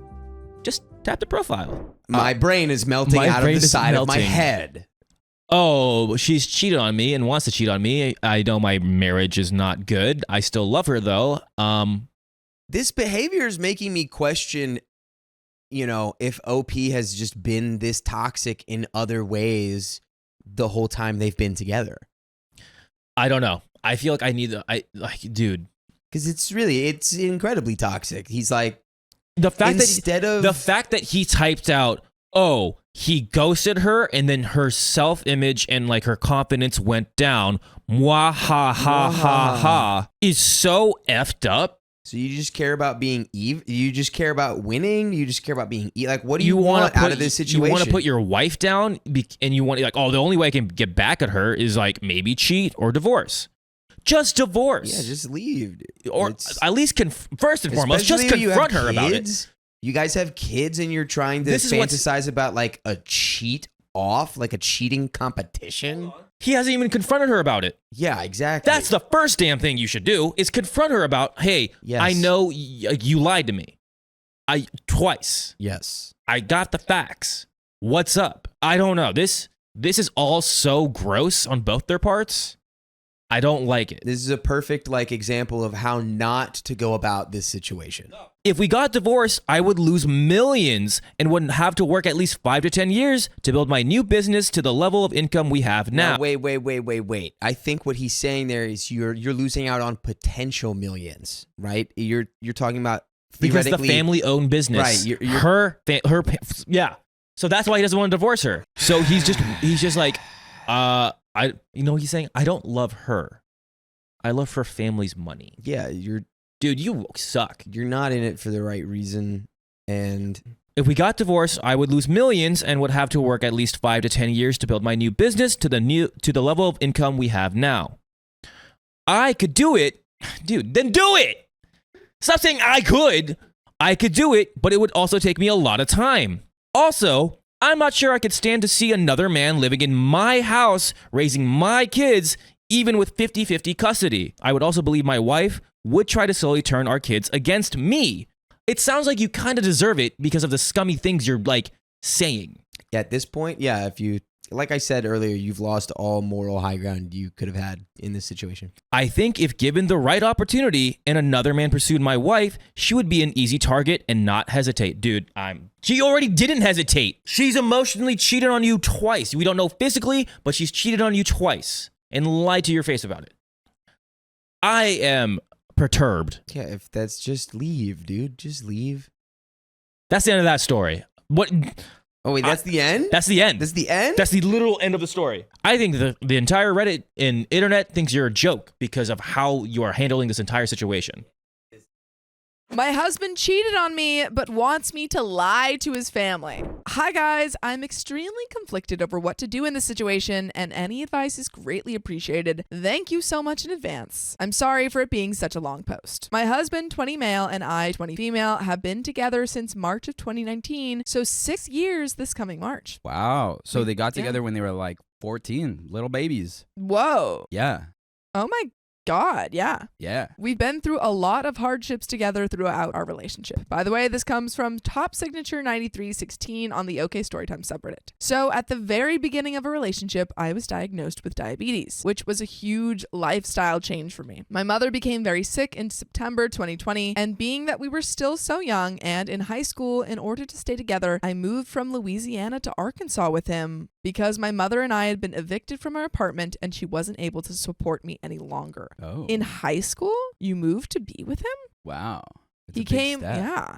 With He his ca- family? I obviously, assume yeah. so. He came from an abusive family situation which didn't improve after I moved in. In February of 2021, my mother passed away. I was incredibly close with her and I was devastated to lose her. I still don't think I fully recovered from her passing away. At this time, I was enrolled in an online school, so being that I was at home and his mother had to work to support his 2 younger siblings, I took care of them, 2 female and 1 male, at the time for between 8 to 12 hours a day while trying to finish high school and grieve my mother. That's a lot. That is You're grieving a parent. You just Taking care of moved 2 to another kids. state with a newish Yeah. partner, and you're taking care of 2 kids. a lot. Eventually, his mom and the 2 babies were kicked out of the house No. and she became homeless. Me and my husband supported them and collectively spent thousands on hotels, food, and other necessities. How? Yeah, you're in high school. How?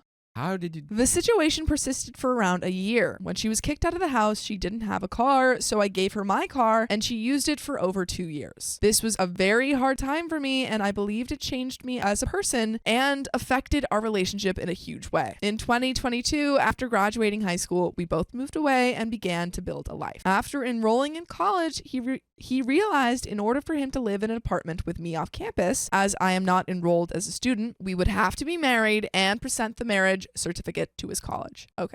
So that kind of, well, I mean, sometimes they just say like you can't have this housing unless, you guys are, it's like a legal thing. Maybe because it's like, yeah, because it's student housing technically. Yeah. And So, like, unless because you're, it's like, a student legal housing, partner, like yeah. off. yeah. And OP's not a student. All first-year students were required to live on campus if they weren't able to provide an exemption. At the time, it made complete sense to us. We had lived together for almost 2 years already, so the thought of living apart made no sense. We, of course, planned to marry in the future anyway, so it seemed only logical. After getting out of our prior situation, life was only supposed to get better. We lived in the apartment together for a year before moving into a house that we now rent. Eventually, his brother, 17 male at the time, was able to move away from his mom and come live with us at the new house. Throughout our entire relationship, we have always had volatile arguments. We both witnessed domestic our entire childhoods, and I feel that contributed to the way we end up fighting. For sure, it's your model of conflict.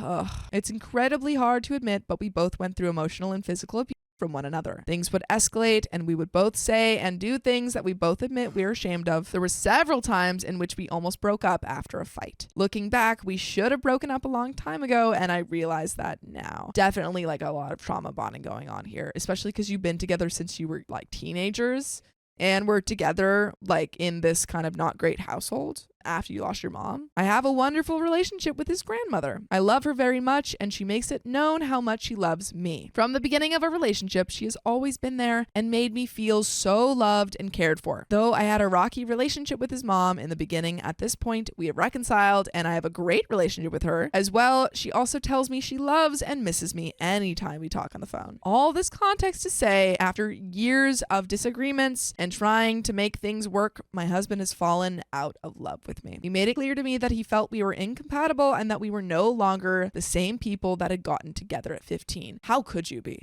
Yeah. No one is. Yeah. I am so far from the person I was at 15. And it's great. It's good. That is Yeah. how it should go. But just the question is, like, maybe the two people at 15 were good for each other, Yeah. and now it seems Yeah. like, again, he's saying Like maybe they're you needed each incompatible. other at that point, and that was really helpful in that time of your life. But yeah, And this is- it goes back to what we were saying earlier of like this continuous choice until in a it's no relationship. longer Until beneficial it's for no both longer of us. serving Yeah. each person, and then it Mhm. served each other for a while, and that's great, but you got to go separate ways. He expressed the desire for me to work on myself, improve my emotional control, become more independent, gain hobbies, etc. I felt completely broken, but he promised me we would stay friends and still be there for each other. The breakup was 3 weeks ago. He told me he was staying with one of his friends until I was able to move out. For the first week, not much changed. We were still calling each other pet names, saying I love you, and being physically affectionate with each other, hugging, small kisses. It's You know, gonna be hard. It's sometimes- gonna be hard to break. Yeah, but sometimes you need a little like You do. You need ramp it distance. down Yeah. out of it.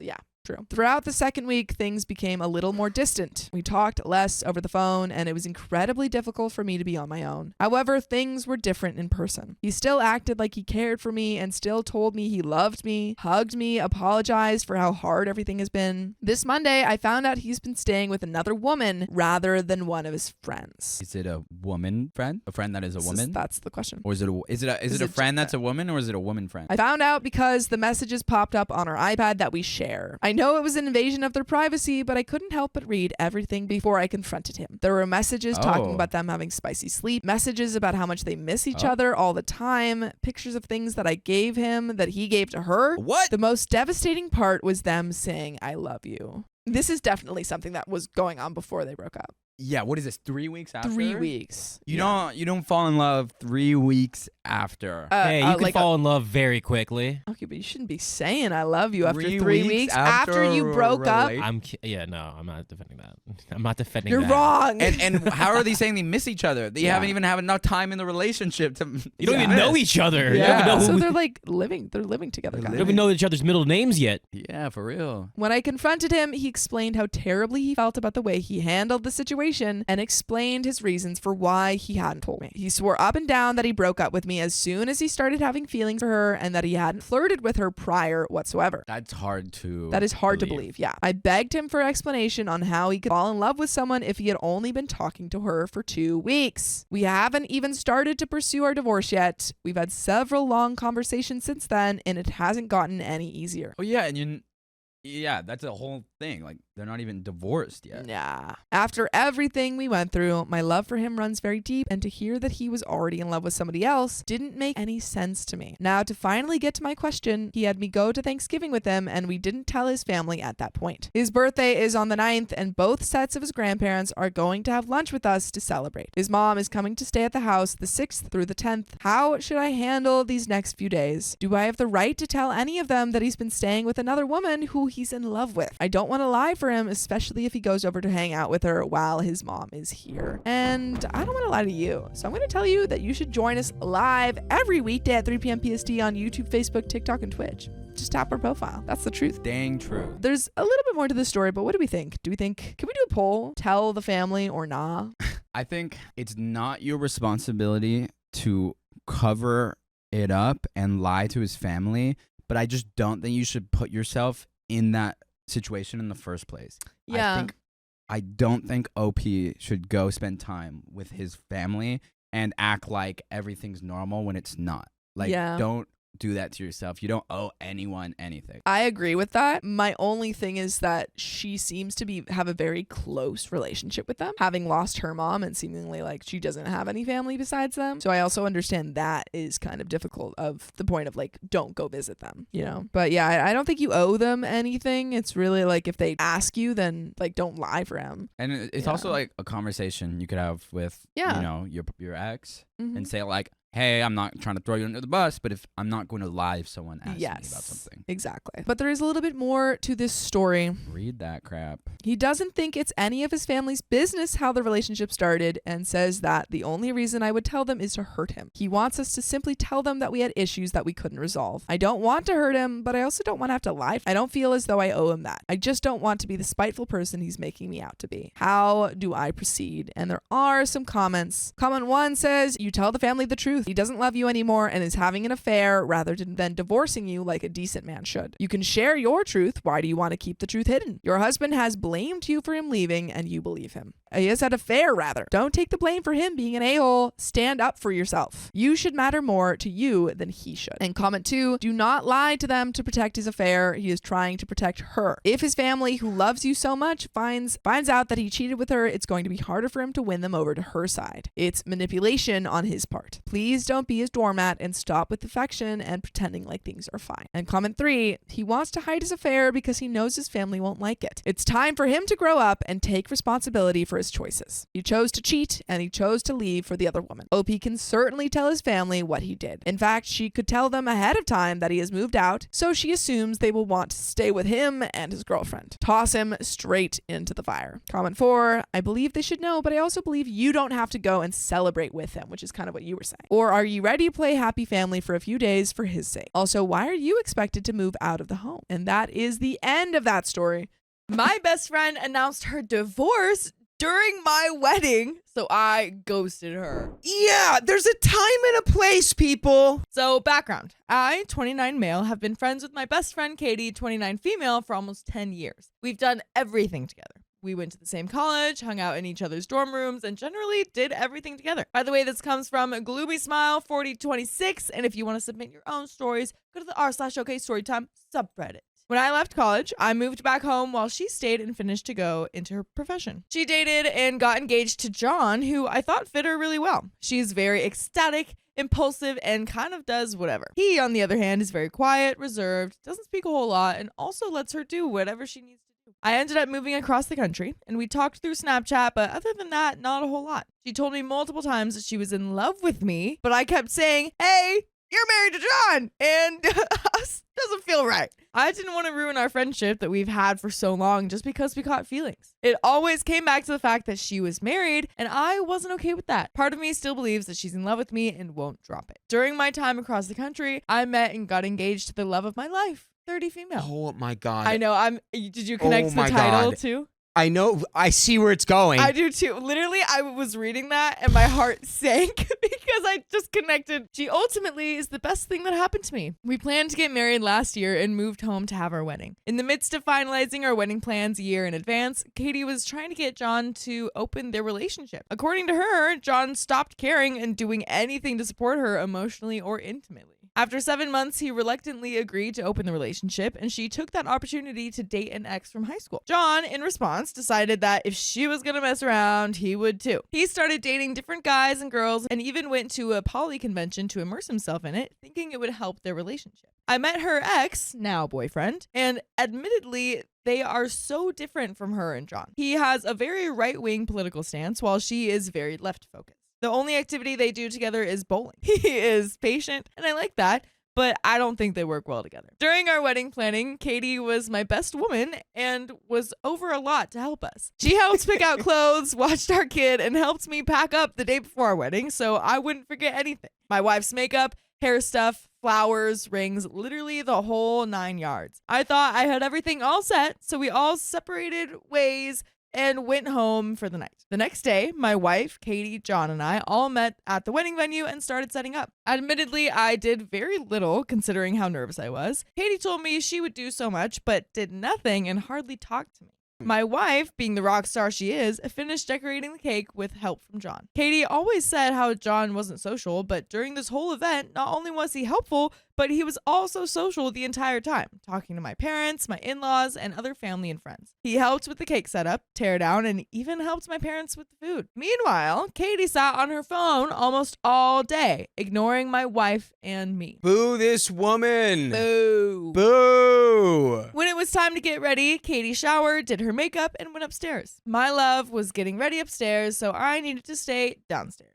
Katie, who has been with me through breakups, life changes, and everything, left me alone on the most important day of my life. I got myself dressed while nervously going between inside and outside, smoking to calm myself down. My wife's dad, who doesn't really like me, came down to check on me and helped calm me down because he noticed I was alone, walking by myself. I had my phone shut off for most of the day. When I turned it on to write a little love note to my wife, excited about starting our life together, I received 4 texts from Katie about how she was divorcing John because he couldn't do anything right. I chose to ignore it because it was my day and wanted to focus on my wife and our love. I wrote my note, shut off my phone again, not wanting to hear about her divorcing John. The wedding started and went off without a hitch. It was perfect for my love and me. We danced, sang, shoved cake in each other's faces, and ultimately felt incredibly happy. Katie was supposed to take us back to our place, but we changed plans and had my brother-in-law take us instead. On the way home, I received multiple messages about how she was divorcing John, and not only did I receive them, but so did my wife. During our mini honeymoon, just a day and a half because my wife can't be away from our kid for too long, we continued to get bombarded with messages about the divorce. I felt like such a terrible friend because I wanted to be there for her, but also I never do anything for myself. My wife and I never have alone time and couldn't even take advantage of that time with hundreds of calls and texts from Katie to both my phone and my wife's phone. In the coming days, I learned my wife had walked into our bathroom, not knowing Katie was in it, and found her trying on my wife's makeup, lotions, and perfume. No. No. This is weird. Side note, my wife is black and Katie is white. Oh no! Oh! Oh no! Oh my God! Oh no! Oh! Whole nother issue. Whole nother level to it. Oh my gosh. I noticed the constant buying of gifts for my kid, even when we blatantly expressed that she didn't need more. She ignored my wife and constantly flaunted over me. I can't pick up social cues at all, so I never would have noticed this had another friend not pointed it out. She would get upset when we had other friends over. She would tell my kid she would play with her, then suddenly decide to leave with no reason, especially when we had people over. Every day, there was a literal crisis over something her boyfriend or John did, and I couldn't mentally handle it anymore. I'm not gonna lie, I felt crazy as heck because I wasn't sure if I was reading any of this right, besides the blatant disrespect at my wedding. Part of the best man/woman duties is to be there for me on my day, not ignore me and disappear. I definitely feel like Katie is still in love with me. I'm stuck feeling like a terrible friend because I could care less about her divorce. She also didn't have to announce it to my wife and me on our wedding day and basically ruin our honeymoon. Yeah, you think? You think? You think? But you know what I know is that you can find full episodes with more stories just like this. Just go to iHeartRadio, Apple Podcasts, Spotify, whatever your favorite podcast app is. Search up OK Storytime. We'll be right there for you. Oh my gosh, there is a little bit more. This woman is still in love with Absolutely. OP. Absolutely. Like, she got divorced at your wedding to try to ruin your wedding. Yeah. And also be like, guess who's single? Right. Like, guess on who's your available? wedding day. Yeah. I need to know what OP's wife thinks about this. Regardless of what, you need to cut her off. Yes. Cut her out. Yes. She's going to actively try to ruin your marriage. Absolutely. She's already started. Day one, she's begun. I feel like a terrible friend and an even worse husband because I couldn't even enjoy our honeymoon with all the phone calls and texts. I finally gave up and stopped all contact. Wait, brother. Good. She's the bad friend. Yeah. You are not the bad friend. We still do a daily snap, but that's mainly because I'm not sure if I'm the a-hole in this or not. Oh my God. I don't invite her over, talk to her past the daily snap, or update her on my child or job. So, am I the a-hole here? We do have some comments. Wait, okay, but before we do that, Yeah. my brain might be changing in real time. Whoa. We're seeing it happen? Well, no, it's like, sure, you block, right? Yeah. But I feel like that single communication through Snapchat is like going to keep her like potential unhingedness at bay. So comment number 1, divorce announcement at weddings? That's a bold strategy, Cotton. Let's see if it pays off for her in the friendship department. Spoiler alert, it won't. Comment number 2 says she told you that she loved you while being married and you just stayed friends with her? Why? Did you want to keep your options open? You are not a bad friend, but you are a moron. Screw the 10 years of friendship. No friend acts like that. You should have cut her off a long time ago. Comment number 3 says, I see people here that have so little respect for themselves that makes me wonder if we're even the same species. In the rare case, this isn't a troll. Why in the world you didn't tell her to stop messaging you on your honeymoon? Why didn't you tell her that she is being a horrible friend, neglecting her promised help as a best woman? Why didn't you tell her to F off when she was making your wedding about herself? Grow a spine. Hey, okay. We still snap daily? Have some self-respect. Okay. Maybe facts. Maybe facts there. Maybe he's onto something. Maybe a little bit of factual information there. But Yeah. take it easy. He said he can't read any social cues. Yeah, so usually if that's the case, it is also the case that confrontation is very uncomfortable. Yeah, but also, come on, dude. Both, yeah, Come on. Also, it was facts. I was waving the red flag earlier, not because of this friend, but because of the husband. Like, if the refusal to cut off the friend. Well, just because, I mean, if you are dating someone, whether it's new or not, and they have friends who are cheating on their husband or boyfriend or whatever, that's a red flag on your new partner's like fault. You know what I mean? Yeah. And so I guess depending, I guess how you go about it with the friend, your partner is actually involved in their best friend of 10 years trying to cheat on their husband, and they're not like shutting it down, then that seems like an issue to me. You know what I mean? Yeah, that does feel like a bit of an issue, doesn't it? Yeah, it does. Little bit. Well, So I don't know. Hopefully their marriage is still going strong. Yep. Because that's all we got, because that's the end of that story. That's it. That's it. Please tell us in the comments what you think. That's a controversial one. Oh my God. No, I know I asked like, what would you do? I think it's very, I don't know, that last comment made it pretty clear to me where it's like, okay, yeah, no, you definitely cut this person off. It's absurd. Yeah. I need the wife of OP to comment on this. That's the end of that story. My wife lied about going to a bar, but my sister-in-law told me the truth. The truth shall be revealed. My wife, 28 female, white, and myself, 30 male, white, have been married for 1.75 years. Very specific. It's a little weird. I've never heard that before. That's great. And we're together for 1.5 years before that, for a total of roughly 3 years. It sounds like someone that has had to defend how quick they've gotten married. Yeah, they're like, okay, 1 point. Yeah. We were, Was it? I'm actually like 5'7" and 3/4. Yeah. Actually. We got married shortly before our son arrived a year and a half ago. By the way, this comes from my failing marriage, and if you want to submit your own stories, go to the r/OK Storytime subreddit. Everything was great between us. I know and regret how rushed things went until my son arrived. My wife got hit with postpartum hard and treated me terribly for about 7 months until I finally broke. She was passive aggressive and demeaning and berated me for any and every little thing. I truly am a great and experienced at first father. I have done everything for my child and wife. Our child shows signs of being bipolar, but she was great again after getting prescribed Zoloft, and we got along great. She's had several incidents where she stops taking it, gets passive aggressive, and treats me terrible. She's now unmedicated again. We work mostly opposite schedules and don't get as much time together as we should. She's very controlling, and I need to consult her anytime I need to do something.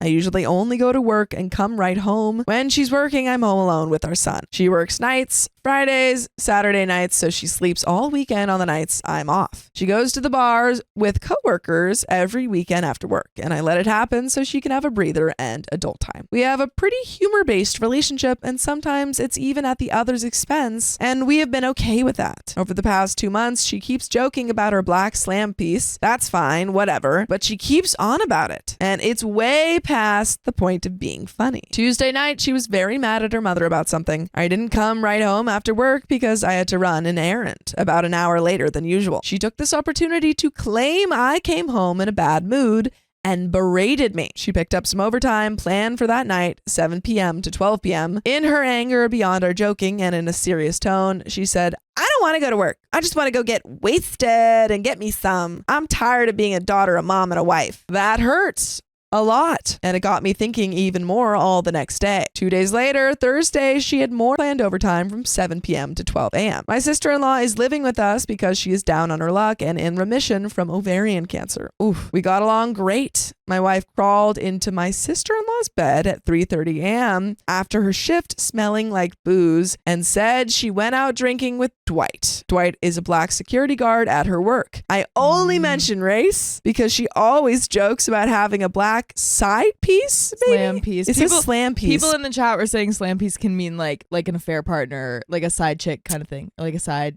man. Her shift ended at 12, bars close at 2 a.m., and she has a 45-minute drive home. The timeline is even more sketchy. My sister-in-law told me about this after my wife left for work Friday night because she felt like I should know. My wife and I would not have seen each other until Sunday night tomorrow due to work schedules. I couldn't handle wondering all weekend, so I went to talk to her at work that night. I calmly confronted her about coming home late, smelling of booze, and that she never even told me. She admitted she went to the bar with Dwight and had 2 adult sodas. I explained how wrong and sketchy it was to me, especially after her comments. She calmly denied cheating on me. I asked her again to swear on our son's life. This caught her off guard, and after 5 seconds, she did. She went on to tell me how she's been unhappy for months with me and questions divorce. She's checked out on being a mom and a wife. She doesn't do anything around the house but play on Facebook all day and ignore our son beyond the required stuff. We don't argue much, but she's usually on a hair trigger snapping about everyone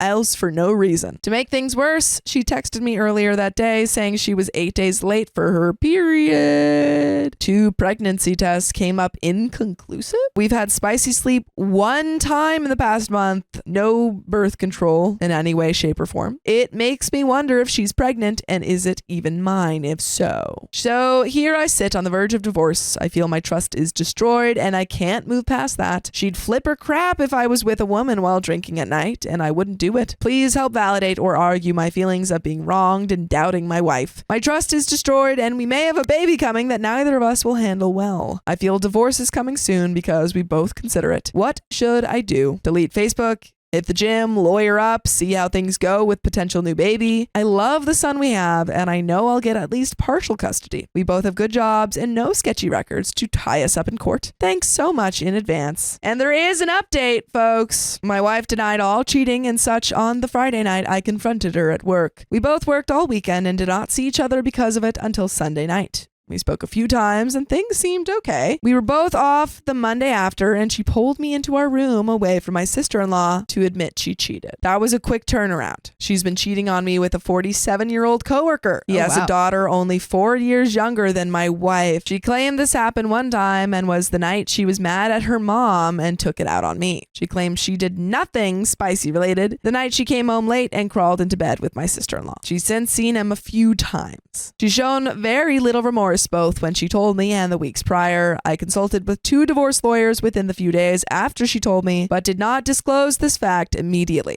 We had a talk and mutually agreed on an uncontested divorce, something I was going to file for anyway. This is in the works, and we have come to terms on property, debt, childcare, etc. She'll get the house, and we will share custody of our son. She gets no child support or spousal support. Debt is separate. She still continues to try to get me to watch our son overnight so she can go work. She has been manipulative twice to be able to have someone with our son before I get home from work. So I have no choice. I finally snapped at her after being kind and stoic for 2 weeks. I told her how crappy, manipulative, selfish, and untruthful she was all around, that I won't do these things to her, and I'm sure as crap won't be her doormat and let her do it to me. We still cohabitate, but I am packing my things and moving in the next few weeks. I am going to my parents' house until I pay off the cost of divorce and decide where I want to move to within range of my son. She still rarely shows remorse, but I am not shy to call her on her crap. We don't interact much, and when she tries, I usually mostly ignore her. Sometimes she's playful and flirts with me. I don't buy into it. She texts me a few times about how sometimes she wants to work things out and other times she can't stand me. I am fully done with her crap, and she doesn't seem to comprehend that I am filing and done with her. There's no trust or respect for her, and truthfully, I hate her. But we never hate when you guys listen to full episodes of stories just like this. Just go to Spotify, Apple Podcasts, or iHeartRadio and search up OK Storytime. That's right. That's right. But there is a little bit left to this story. Do you have any final thoughts?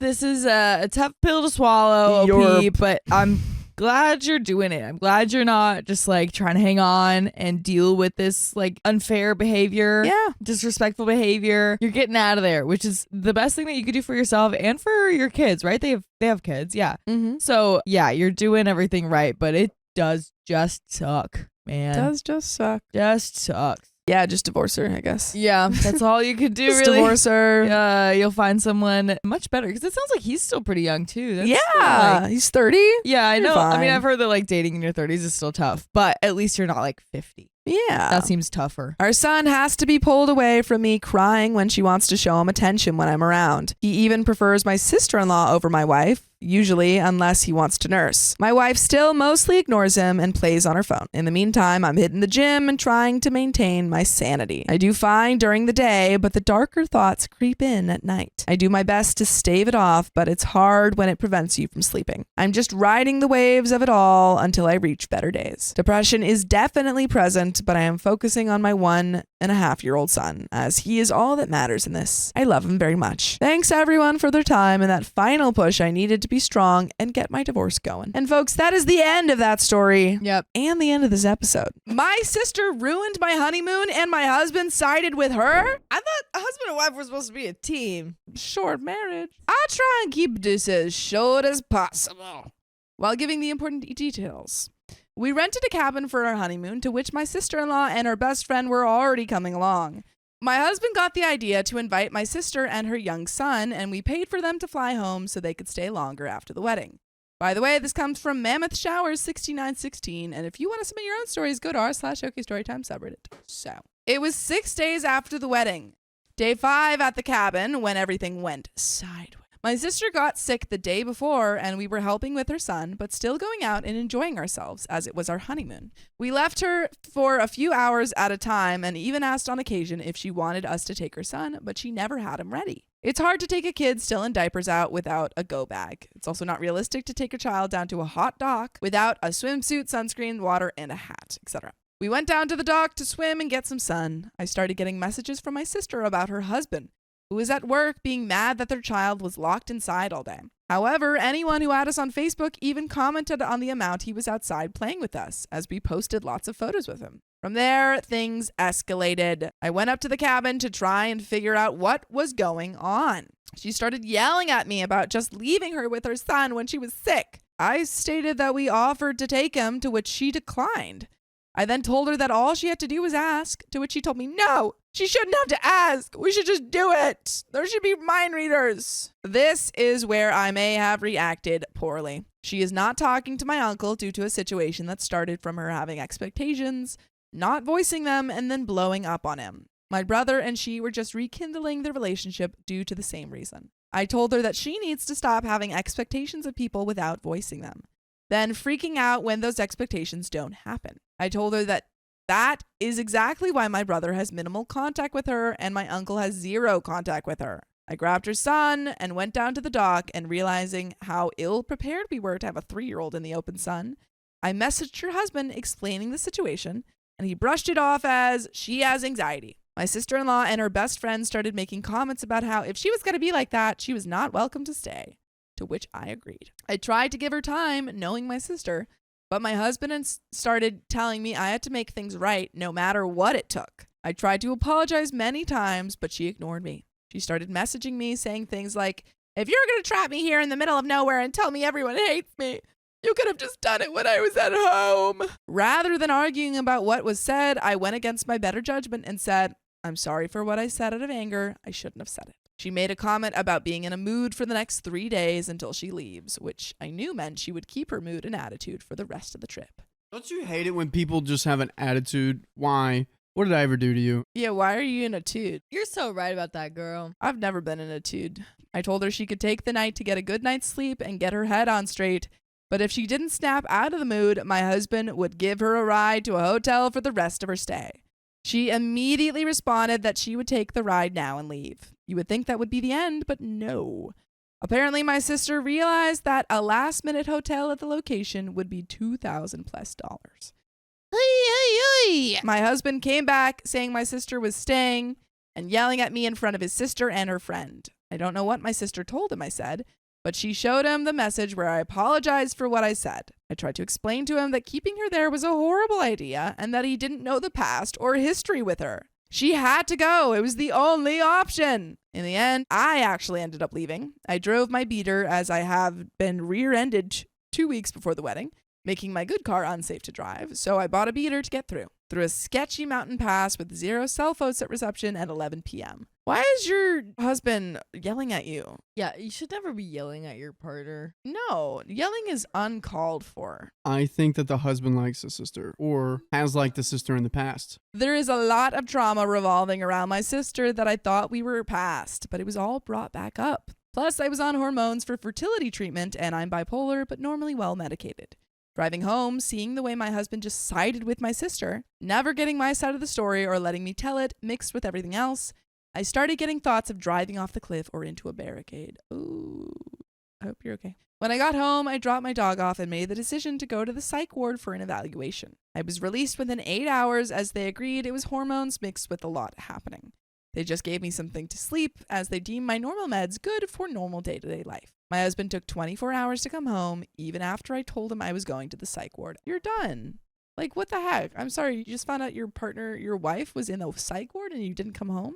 That's messed up. That's a big deal, man. Huge deal. Anyone in my family knows my sister understands the situation. My mom used to record all their conversations because my sister would manipulate what was said. For a long time, my mom would lock herself in the room before my sister got home so she didn't have to endure her wrath. Needless to say, my sister will never be in my life again. With my husband, he says things like, I was trying to save our relationship with your nephew. He never admits he did anything wrong in his eyes. People tell me you never go against your husband or wife when they make a decision, or if you question it, you have a conversation in private. The fact that he just believed my sister, who he had met once before without getting my side of the story, is another hard spot. I feel like he totally betrayed me in that moment. The way it took him 24 hours to come home after I went to the psych ward also makes me question if he cares. He keeps saying he thought I'd come back or that we had taken the time off and paid for the cabin. I just don't know if I am in the wrong for wanting a divorce over this entire situation. No, your husband betrayed you. He didn't care that you were in the psych ward. He yelled at you. Just overall, I'm like, this can't be the first or last time that this is going to happen. Yeah, absolutely. These aren't things that are kind of like, oh, you have to understand the whole situation. It's like, no, you should never be yelling at your partner. If your partner is in this psych ward, that should be a big deal and you should be there for them. So come on. Comments. Comment 1. Why did you take others on your honeymoon? This has to be fake. If it's not, why are you in contact with any of these people? I forgot that there was a honeymoon. OP says, I wish it was fake. We rent the cabin every summer and it's definitely better with more people. His sister and her friend are great to have there. It was a cheap place to go after an expensive wedding. I no longer talk to my sister. I wouldn't say I'm close with his sister or her friend. I only see them every summer at the cabin. As for my husband, well, we are married and I have been contemplating divorce and working through it since. Comment 2, this situation doesn't seem divorce worthy. It needs couples therapy. How did you get married and didn't discuss family issues? You should have talked about the relationship between you and your sister so he understood from the beginning. As well, you should never have invited her. You knew your relationship with her and the BS she pulls. You brought this on yourself. If a discussion was had about how crappy of a person she is while you were still dating or engaged, then he would have a clue. This is not on your husband. This is completely on you. Well, okay. I don't know if I agree with that. I feel like that's a little bit unfair. Kind of makes the situation like all very black and white. It's like maybe she should have told him, but also he shouldn't have yelled at her and also not been around her for 24 hours. Exactly. OP, things with my sisters are complicated. She got sober and everyone was telling me how much she had changed. Her and my relationship seemed a lot better, although only seeing her in person every 2 years. I have tried to move on with my life and don't like bringing up the past. I don't even live close to my family anymore, so I just took the words of everyone else. He's aware of everything that happened with my uncle and brother. I'm not sure past that's why he decided to side with her, other than him saying he was trying to save our relationship with my nephew. And there is an update to finish this story off. Wow, an update. I agree. I think that is not necessarily divorce worthy, but I do think couples counseling is a need because it's totally inappropriate behavior from him. Right, and it kind of just shows like, well, in future conflicts and stuff, like, is this going to just continue to happen if we don't confront this problem, you know? Yeah, is this how you're going to treat me every time we have an argument? I think that like how you deal with conflict is like the most important thing in a relation, you know? Agreed. So they got to figure that out. There is an update. Yes, we brought people on our honeymoon. His sister and her friend come with us every summer to that cabin, and it gets boring quickly to be in the middle of nowhere with no internet or TV. Having more people means more games and more socialization. It was a cheap honeymoon after an expensive wedding, as renting the cabin on a private lake is only $400 for the week. But you know what is no money for the week? Listening to full episodes of stories just like this. Just go to Spotify, Apple Podcasts, or your favorite podcast app and search up OK Storytime. But there's a little teeny weeny bit left of the story, so let's finish it off. Yes, I'm off fertility meds. I'm not sure why everyone is assuming I'm still on them while considering a divorce. It was just background as to why I reacted as extremely as I did. I know my reaction was a little extreme, and if I wasn't on the meds, or if my dream car hadn't been totaled 2 weeks prior, or if everything else hadn't taken place in such a short period, I know I wouldn't have ended up in the psych ward. And that is the end of the story. Wow. I'm so sorry, OP. Our lovely follower and member of our community. That's very hard. No, I mean, your husband is not being kind or understanding. And I think you gotta have a conversation with him and be like, hey, why did you react that way? Because that was a really intense reaction, especially when I was clearly going through a lot. Right, like there's got to be some sort of deeper meaning to it. You know, it's always best to jump to counseling rather than jumping to divorce. Even if it ends in divorce, I mean, just counsel, just to see what's going on. Just know that you tried. But wow, thank you for sending in your story. And to all you lovely people in the comments, go ahead and send in your stories.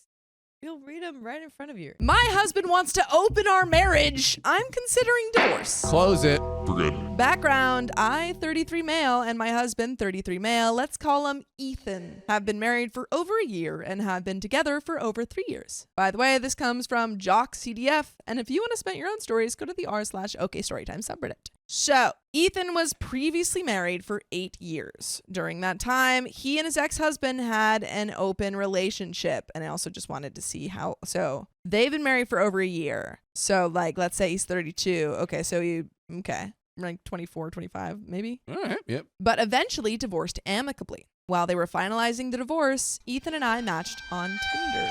We spent almost 3 months just talking online every day through text and FaceTime before we finally met in person. When we did meet, while Ethan was searching for an apartment so he could move out of the house he and his ex owned together. From that day on, we became inseparable and eventually made our relationship official. I must say this is the best relationship I've ever had. We do everything together. We're both physically active, but also enjoy being couch potatoes. I love that. Whether it's playing video games all night or watching TV. Last year, Ethan got me into RuPaul's Drag Race, and now we spend our Friday nights waiting for the latest episode. Go Jules Sparkles. That's like the ideal for me. Like a lot of activeness and then also just a lot of little lazing around. Little chill time. Yeah, Angie loves that show. Yeah, I know. In the early stages of our relationship, we discussed what kind of relationship we wanted. I made it clear that I didn't want to be in an open relationship because it's just not for me. He agreed and said he wanted a monogamous relationship too, as that was one of the factors that led to the failure of his previous marriage. Was he the one who initiated it? I was about to ask that.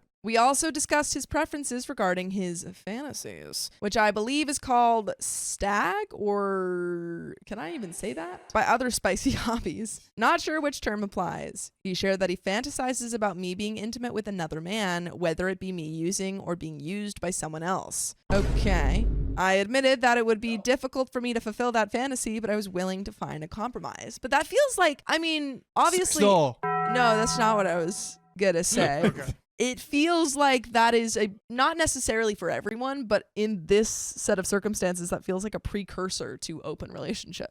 Yeah, like he's like, oh, what's the fantasy? It's things that happen in an open relationship. It's an open relationship. And then so now he's like, well, so like, but I don't like want the open relationship. He's so like, no, baby, it's my fantasy. Are you kink shaming? Checkmate. What are we doing? Yeah, now we're just Checkmate, liberals. Now we've just canceled each other out. What's going on? So we introduced toys into our schmexy time and began incorporating talk about scenarios involving other people Called during that time. You didn't. I said so. Stop saying Spicy doll. This approach seems to work as he appears to be satisfied. Aha. Never been satisfied. Okay. Over a year later, we got married. It was a mid-sized wedding, around 80 guests at a nice venue. Around 45 guests on his side and 35 with mine. So 2 years into the relationship, it seems? Or maybe is it 1 year total? Wait, I can find it. I've been married for over a year. They've been married for over a year and have been together for over 3 years. Okay. Said at the beginning. Take a spot, you failed. Okay. Yeah, so they've been together for 3 years. So we went on a nice honeymoon to Hawaii, staying an entire week there. Earlier today, Ethan and I made plans for some schmixy time. While we were in bed and I was scrolling through TikTok, kind of our thing before spicy time. Yeah. Yeah. It's like, okay, take 5. Take 5. Scroll break. Spicy time in 5 places. Thank you. Wait, just one more. Yeah, Opie's like, thank you, places. That was a theater joke. He asked me a question. You probably already know what it is from the title of the post. He asked if I'd be willing to open up the marriage for a threesome. He then went on a whole speech encouraging me to keep an open mind and think about it. Once he was done, I immediately said no and asked him what his reasons were for wanting it. He gave me 2 reasons. Here we go. Fun. Hey. Did you think about fun? I don't think you did. Don't think so. Excitement. Oh, there's another one. Another one. I don't know. It seems like the same reason, but whatever. Right? Opie's like, why do you want to open the relationship for this? And Ethan's like, I don't know. Fun? Number 1. I don't know. Number 2, excitement. Did you think about those More two? fun? Maybe More fun? Maybe some joy. Number 1, fun. Number 2, funner. Yeah.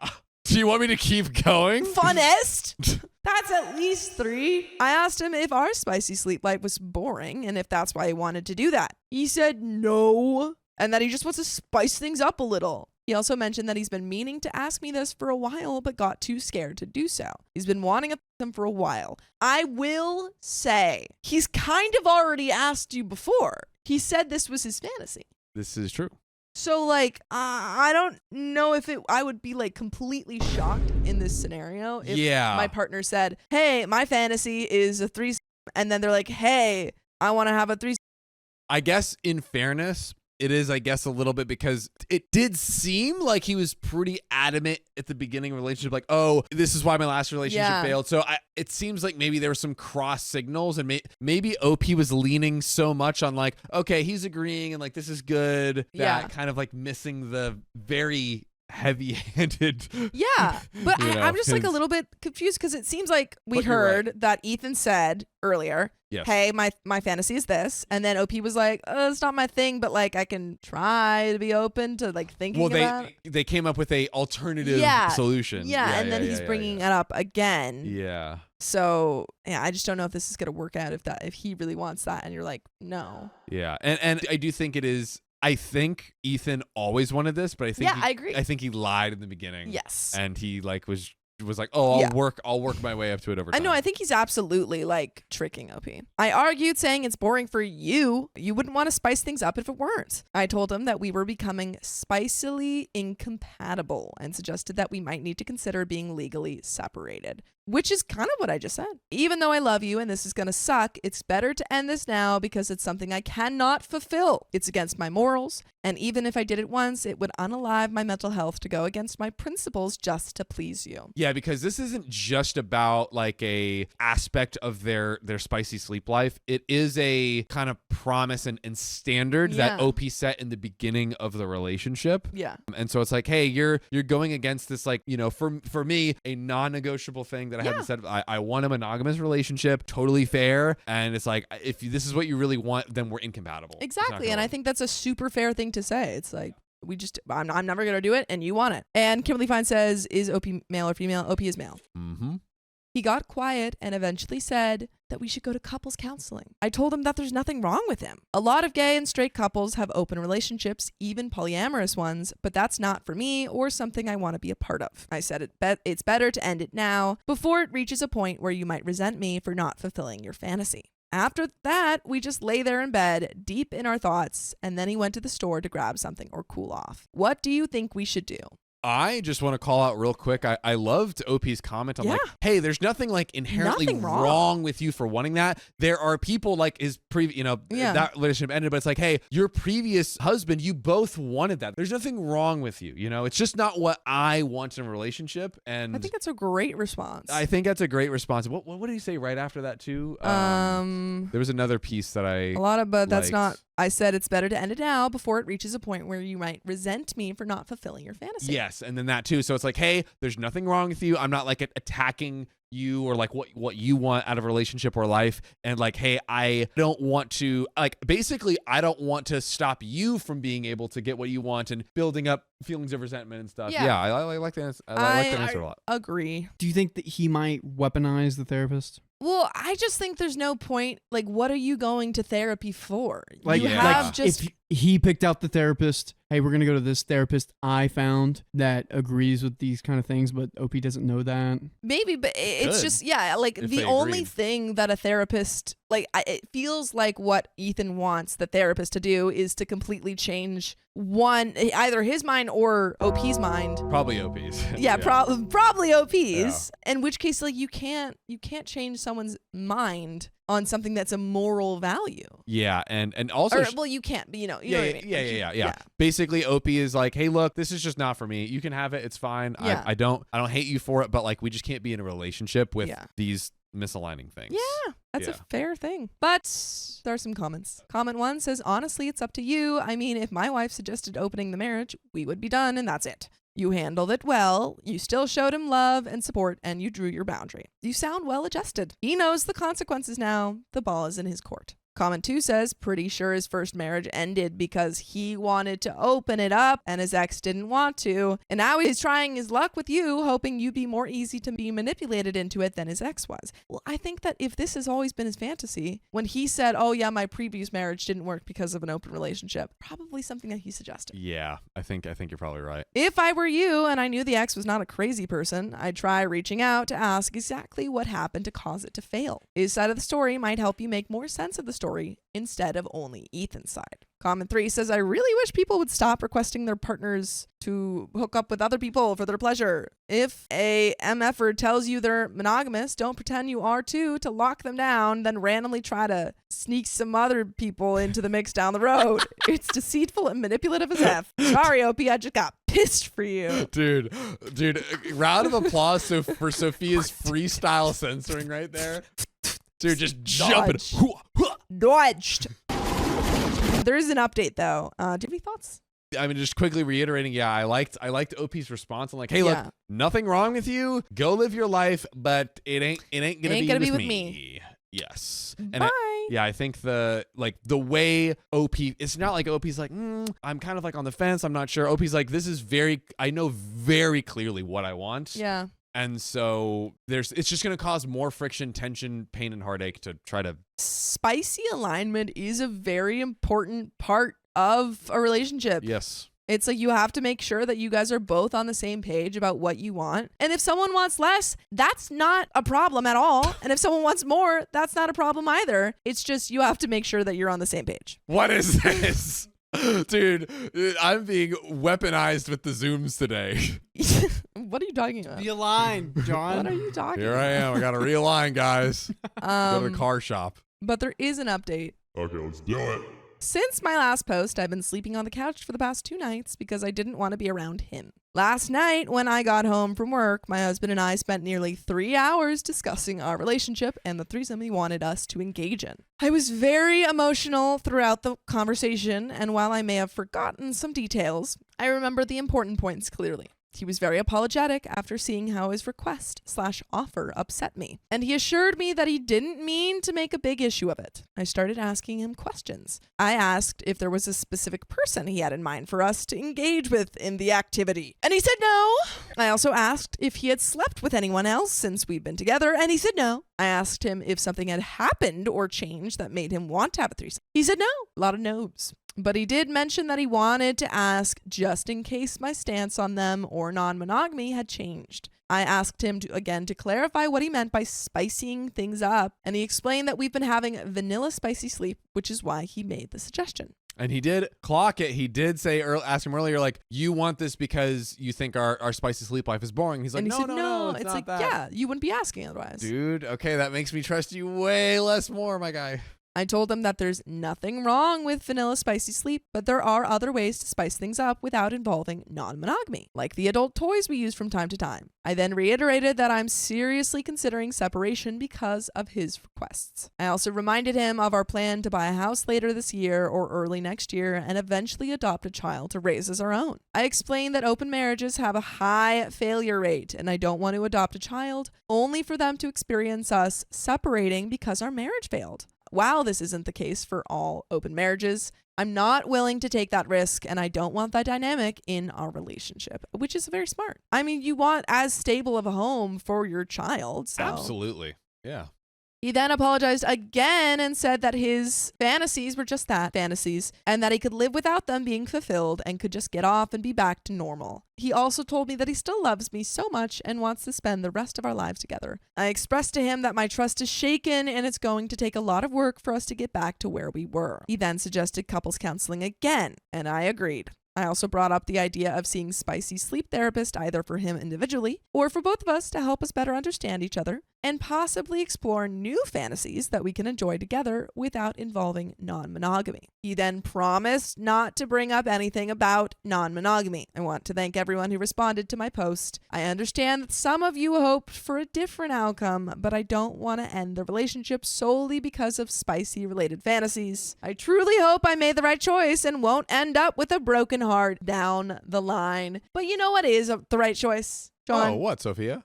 Listening to full episodes with stories just like this. Just go to Spotify, Apple Podcasts, or iHeartRadio and search a Poke Storytime. But man, oh man, there's a little bit left to this story. And John, yes, do you believe Ethan?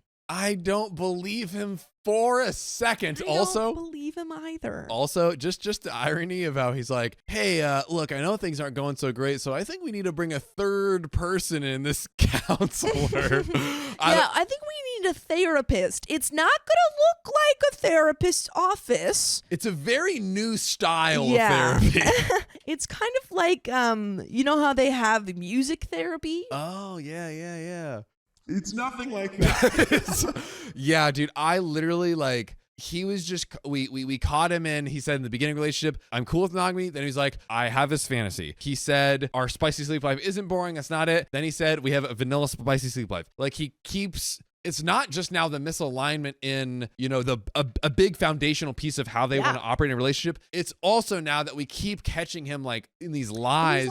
And I'm like, how do we trust him? No, he's telling OP what he wants to hear. Yes, exactly. He's worm-tonguing it. Yes. Oh, dear. Yeah. I mean, the thing is, we already saw Ethan come to OP say, I want to do this and let's go to therapy. And OP said no. And now he's saying what OP wants to hear and then also adding, let's go to therapy. And he knows he's trying to manipulate OP. Yeah, and so he's using what OP wants to hear. It feels like. Hopefully not. We don't have the full context of the whole relationship, but I agree with you. From all we can see, it absolutely seems like he's just saying that to kind of get what he wants. But there's a little bit left to the story. Oh. Hopefully this will be the last update on this topic, but if there's more, I'll be sure to reach out again. I'd also love to hear everyone's take on this. Did I make the right choice by not ending this relationship outright? Edit, to clarify, when I said my trust is shaken, I was referring to our relationship. I'm questioning everything we planned together, including whether we should move forward with the house and have children. I don't want to deepen our commitments if this is something he strongly feels about and cannot compromise on or live without. In that case, those plans would definitely need to be reconsidered. Comments to finish the story off. Comment 1 says it should be okay to open up to a partner as a fantasy as long as they get to say no and have you respect that and not pressure them. People have fantasies, both mundane and wild, and not being able to fulfill them isn't the end of your marriage. I think you'll get through this. That's true. I mean, there are sometimes you bring up fantasies and they're not things that you necessarily are like, this needs to happen. I'm just, yeah, it's this. It's like when you go to a restaurant and you're like, oh, hey, do you have my favorite salmon dish? And like, oh no, I was like, oh, well, do you have a beer battered fish? And you're like, yeah, okay, great. Yeah, exactly. I mean,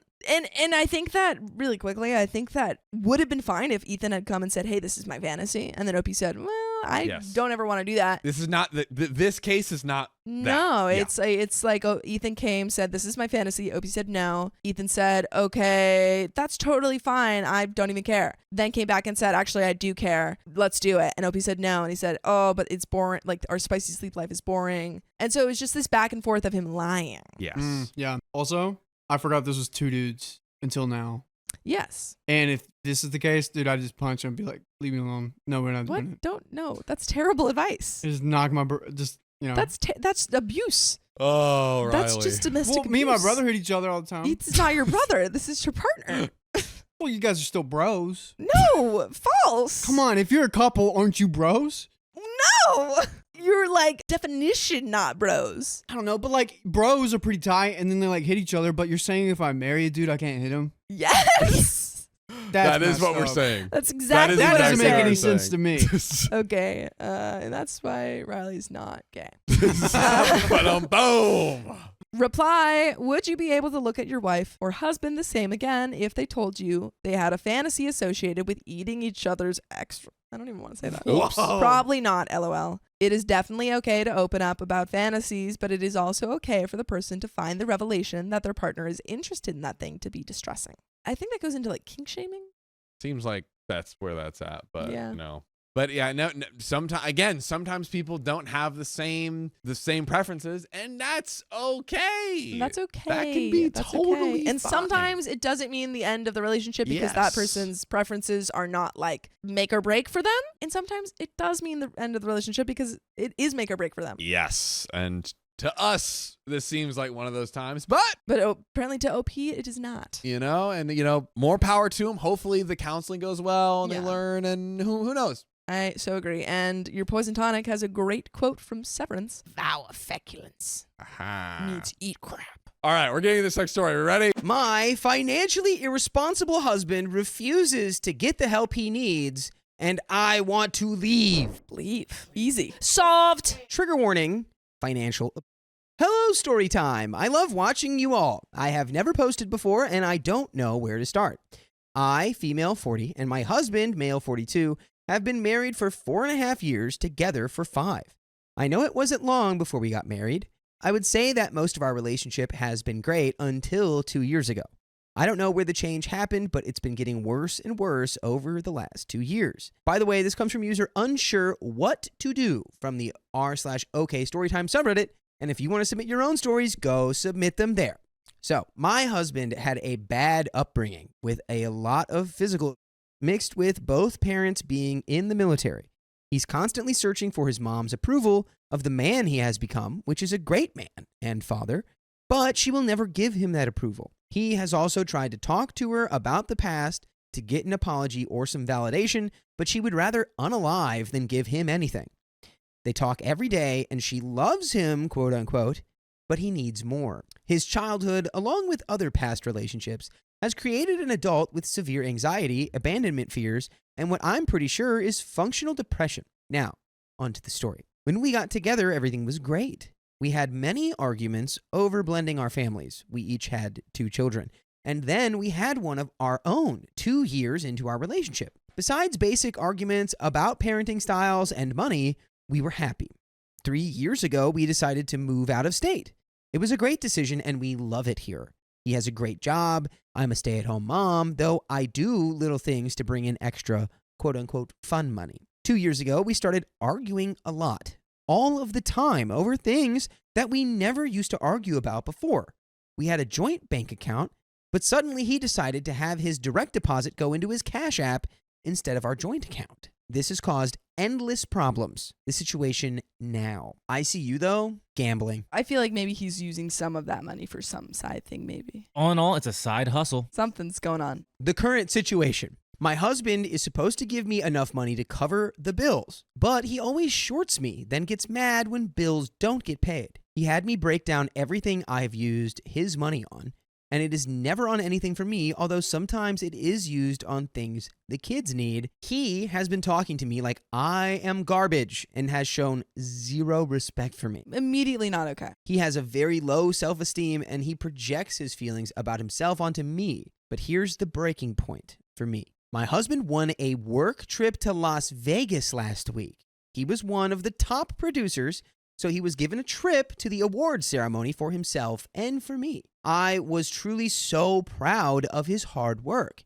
He told me he was going to hold his paycheck before we left so that we'd have the full amount available for the trip. I asked him how we were going to pay the bills. He collects football helmets and said that he would sell some if needed to make up the extra money. Now, my husband is horrible with money, so I told him to give me the money so that I could put it into an untouchable account to ensure that we had all of it. He accused me of being a gold digger, wanting him to go to Vegas broke, and trying to embarrass him in front of his coworkers by making him ask me for money while we were there. You got to be a lot richer to be a gold digger, buddy. He's treating you like you're his mom and like literally being like, oh God, mom, you're just going to embarrass me. You're not letting me buy whatever I want in Las Vegas? It's not fair. Oh, we have children to take care of and you don't want me to gamble my entire paycheck in Vegas? You're a gold digger because you're trying to pay bills and help your kids? Think he's got to be a little wealthier than that for you to be a gold digger. OP explains, I explained that I never use his money for myself and that I would give it back to him when we left so he wouldn't feel embarrassed. I also told him how hurt I was that after 5 years, he still had no trust in me, even though he knows I don't spend money. I explained that just like he needs money for gas and expenses, I need it for the same reasons. He refused to send me anything and told me, if you need some, just ask.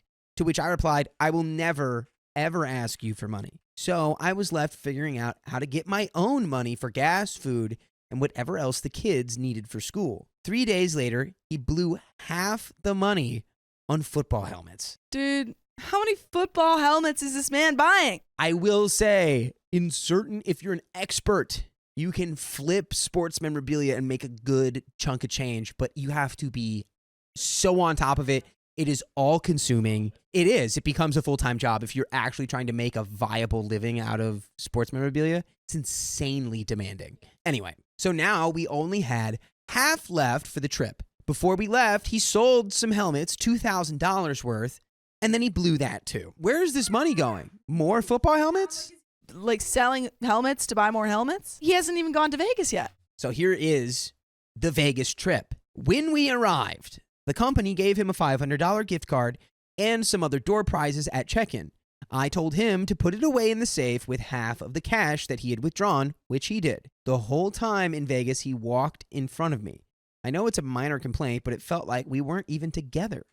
We went to a restaurant and he picked the ugliest girl there and insisted that she could be my sister. When I told him how rude and hurtful he was being, he said, I bet you $50 that everyone here will say she could be your sister. He's flip-flopping back and forth between treating you like you're his mom that he wants to like ignore that and you're chaperoning him on like a school field trip and then like treating you like you're his sister. Very weird dynamic. Yeah. Strange. He's clearly wrapped up in his childhood trauma from the sound of it, what you described. I was so upset that I just wanted to leave. We didn't blow much money in Vegas, which was good because I was thinking about the bills we still had to pay when we got back. On the last night, he hit a $700 win at a casino, so I thought, great. We made most of our money back, plus the $500 gift card. He gave me $180 from the $700 and kept pushing me to gamble it all, saying I should let my hair down and have fun. I finally did, and I lost it all. It made no sense to me why we had to do that, but I thought it would be fine since we still had the other money. Well, turns out he blew the rest of what he had taken out, plus the $600 he had left. I only found out when he started paying with the gift card at the airport. And now, back home. This is like marriage ending. At the very least, like some like actual couples counseling and therapy situation. I mean, like, could that even help? I think he's gone to the point where he's bullying her. But I think, honestly, for the kid's sake, it might be better if she, financially separated herself from him because he's spending all of their money. It's tough. It's super tough. Once we got home, I wrote out the bills. I included the money I had saved from little jobs and the $500 gift card so he would see what we still needed to cover. Again, it turned into a fight. He sat me down and told me how we were going to break down the bills using this check, which was for rent, not bills, and then paying the rest with the next check. His math never maths, which is why I do the bills. But he kept talking to me like I was a child to the point that I had to get up and walk away, trying not to cry. Again, this is all just like mommy issues being misplaced on you. It sounds like you already know that. Yeah, because he's got this thing of like this weird paradoxical thing where you have to be in charge of all the bills because he's dumb and like doesn't want to figure out how to actually take care of money. But also he's like, well, I'm the man of this house. But he doesn't know how to be that. Y'all are just not on the same page of reality right now. He is in fairy dust. I explained that his method would throw off all the bills and we'd constantly be late. He insisted we would be caught up by the end of the month. Then he followed me outside and continued, telling me I was stupid because I can't handle simple things and that I just wanted all of his money to leave him broke. Bro, you just gambled all of your money away. You left yourself broke. He says, I think I'm entitled to the $500 gift card so I can go spend it. Again, I never use his money for anything besides bills. I told him I am done being treated this way. I reminded him of all the hurtful things he has done and said, how he has been acting, and that I don't want this anymore. Now, why I think I might be the a-hole? I know that he needs counseling, which he said he would go to, but hasn't. That's very bad. I know that a lot of this comes from his past and his deep-rooted trauma. I even think he might be bipolar. I love him and don't think you should just give up on people, especially when they are sick. We also have 3 kids. My 10-year-old boy doesn't want to lose another father. He and my 6-year-old girl are from a past relationship. Their father and I are good friends, but he wasn't a good partner or dad, and we are much better as friends and co-parents. My 6-year-old girl only knows my husband as her dad, because my ex wanted nothing to do with her until she was 4. She knows the truth, but I didn't want to force a relationship on her that wasn't her world. Then we have a 3-year-old boy together, and the thought of splitting custody while he is so little spikes my anxiety, because what if my husband starts treating him like this when he has him? So am I the a-hole if I leave him when he needs professional help? And we have some comments. Before we get into that, I would say maybe show him this, or like sit down and like say like exactly this, like that you've explained, where it's like, this is what I'm looking for. I refuse to remain in this relationship with you if you're going to continue to treat me like this. And I mean it. I don't want your money. I don't care. I mean, you have to have a conversation with him regardless of what your decision is. At the end of the day, you aren't professional help. You know, you can guide him, you can give him all the resources, but you can't be that professional help. He has to choose to go find it and, you know, actually go to it to get better. And even just in the sentence of you saying like, oh, I'm worried that he'll treat our son like this. It's like, if you're worried about that, he's already doing that in this relationship while you guys are together. So at least you can take back some control if you were to separate. All he's been doing, from what I've been hearing in the story, is he's just deflecting. He hasn't taken a single bit of accountability. You can't be like, oh, my trauma. Everybody has it. And it's not an excuse for having dog-ass behavior. Comment number 1. Have you ever wondered what a toxic narcissist relationship looks like? Because you are in one. Between him pulling out the money and constantly being grossly incompetent, irresponsible, and irrational with spending money, then distracts you with an argument that you are the money-hungry one, then to force you to spend $180 for the gambling.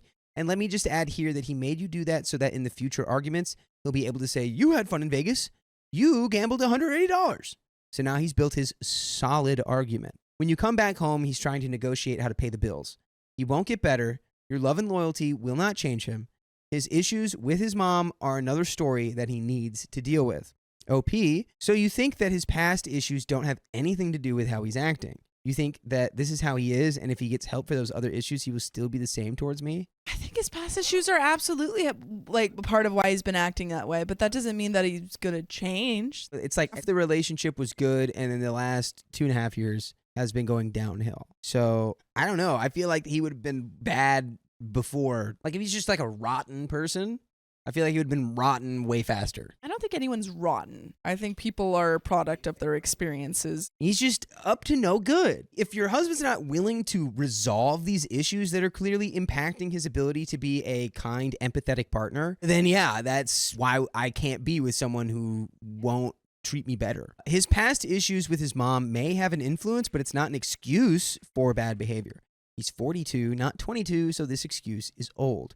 Please see a therapist to help you navigate through this with the right tools and to find out why you are turning his red flags green. And we do have an update. I think like you can only really be like, look, because I get it. It's like you want to keep the marriage together, say the kids as well. And it's like, all you can do is tell him exactly how you're feeling. It's like, I don't want to be in a relationship with a partner who makes me feel this way and treats me this way, and I see that it's gotten worse and worse for the last 2 years. If you refuse to go get help for your issues, then I don't know where we can go. You know what? Tell me I just want to leave you for your money. You can keep all the money. Clearly, you're not there for the money. Thank you, everybody who responded. I really appreciate it. So I went and got divorce papers. When I did this, my husband completely shut down and went basically no contact. I would ask him things like, will you be here for dinner? Since I make dinner every night. And he would respond with, we aren't together anymore, so it's none of your business. You are together still. In the process of getting a divorce, you're still parenting together. I'm sorry that you were married to a little baby boy. He would come home every day right after work. During the times he would say anything to me, he would bring up that the other night while we were sitting outside with our neighbors, we live in a development, everyone but me was drinking. The girls, all married with their husbands present, asked to go down the road to Waffle House. It's a 3-minute drive from my house. None of the husbands cared, but because I was pissed at my husband and he was there and fully aware of what was going on, I didn't say anything to him and told the girls I would drive them. This is what he has gone no contact over. He was hurt that I didn't say a word to him because normally we discuss everything and I just left. You're getting divorced. Things are changing now. He's throwing his own point back at your face. After explaining how ridiculous he was being, because I didn't just disappear, he was present and knew what was going on, he pretended not to understand, so I just stopped explaining. After 3 days of this, I told him that I don't understand how he can just not care about what's going on and be fine with leaving. But then again, I let it go. It's his choice. I can't force him to want to help or to fix himself, and that is true. And something else that's true is that you can listen to full episodes with stories like this. All you need to do is go to iHeartRadio or Apple Podcasts or Spotify or wherever you listen to podcasts and search OK Storytime. And it's as simple as that, ladies and gentlemen. We have a little bit left. Honestly, after seeing how he reacted to the divorce, I'm like way more pro-divorce now. He's being so childish. Let's finish this story off. The following night, he asked if we could go to counseling and see if a therapist could help. So I said, okay. I know the way Reddit goes, that was dumb on my part, but I do feel like I owe it to me and to the kids to allow him to try. We have our first appointment on the 20th, and it won't take long to see if he is really willing to work on it or if this is just his attempt at pretending. That's totally solid. I agree with that. But I can hang in there for just a little longer and give him the chance to better himself. So for now, I am not going to file, and I will just wait and hope that what he says is true and that he actually will pour his energy into getting better, which is something you'll be able to tell very quickly. Really quickly, but you have to just stick to your pew-pews because if you notice that he's not getting better, then you have to leave. You have to make that resolution to, be like, if you're not going to get better, then this is what's going to happen. I mean, like, while I do think the divorce is going to be maybe inevitable, I do think it is good in general to go to therapy because you guys have a kid together. Yeah, he's not just going to fall off the face of the earth. I mean, hopefully, theoretically. He's going to be a part of your life whether or not you guys are divorced. We do have some comments here. Comment, please do not use the kids as an excuse to stay and try to leave as soon as possible. It's what's best for you and your children. What lessons and behaviors do you think they'll learn from watching how you two interact with each other? It's only causing more damage to them and to your mental and physical health. All that stress can wreak havoc on your body. OP says, I'm not trying to use them as an excuse. I just don't know if leaving would cause more trauma to them. I honestly am just trying to navigate what's best here, which is why I added that. Because it is a concern I have, and I love your honest input. Thank you. That is the end of that story. I chose to live with my stepmother instead of my father after they divorced. Well, is she nice to you? I, 18 female, am about to graduate high school, and things have been weird at home for a while. But now everything's kind of blown up, and I'm getting a lot of mixed reactions, so I figured I'd post here. By the way, this comes from user Ad Taylor, and if you want to submit your own stories, go to the r/OK Storytime subreddit. So, my dad remarried when I was 14. His new wife had 2 kids from a previous marriage who were younger than me. From the start, she was polite but cold. Never rude, but definitely distant. She always seemed more relaxed and affectionate with her kids, which hurt, but I figured maybe that was just natural. Well, I think both of those things can be true.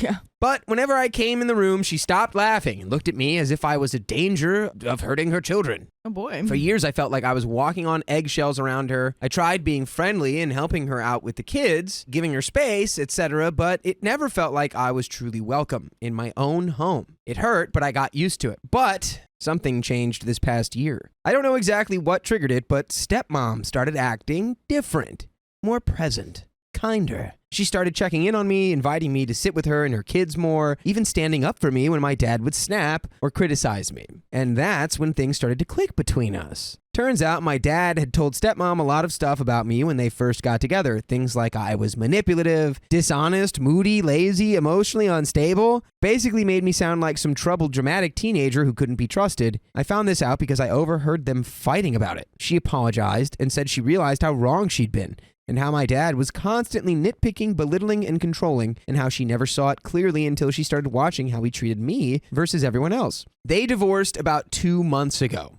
My dad expected me to stay with him. Legally, I could do whatever I want, though, since I'm 18. But I told him I wanted to live with stepmom. It caused a whole explosion.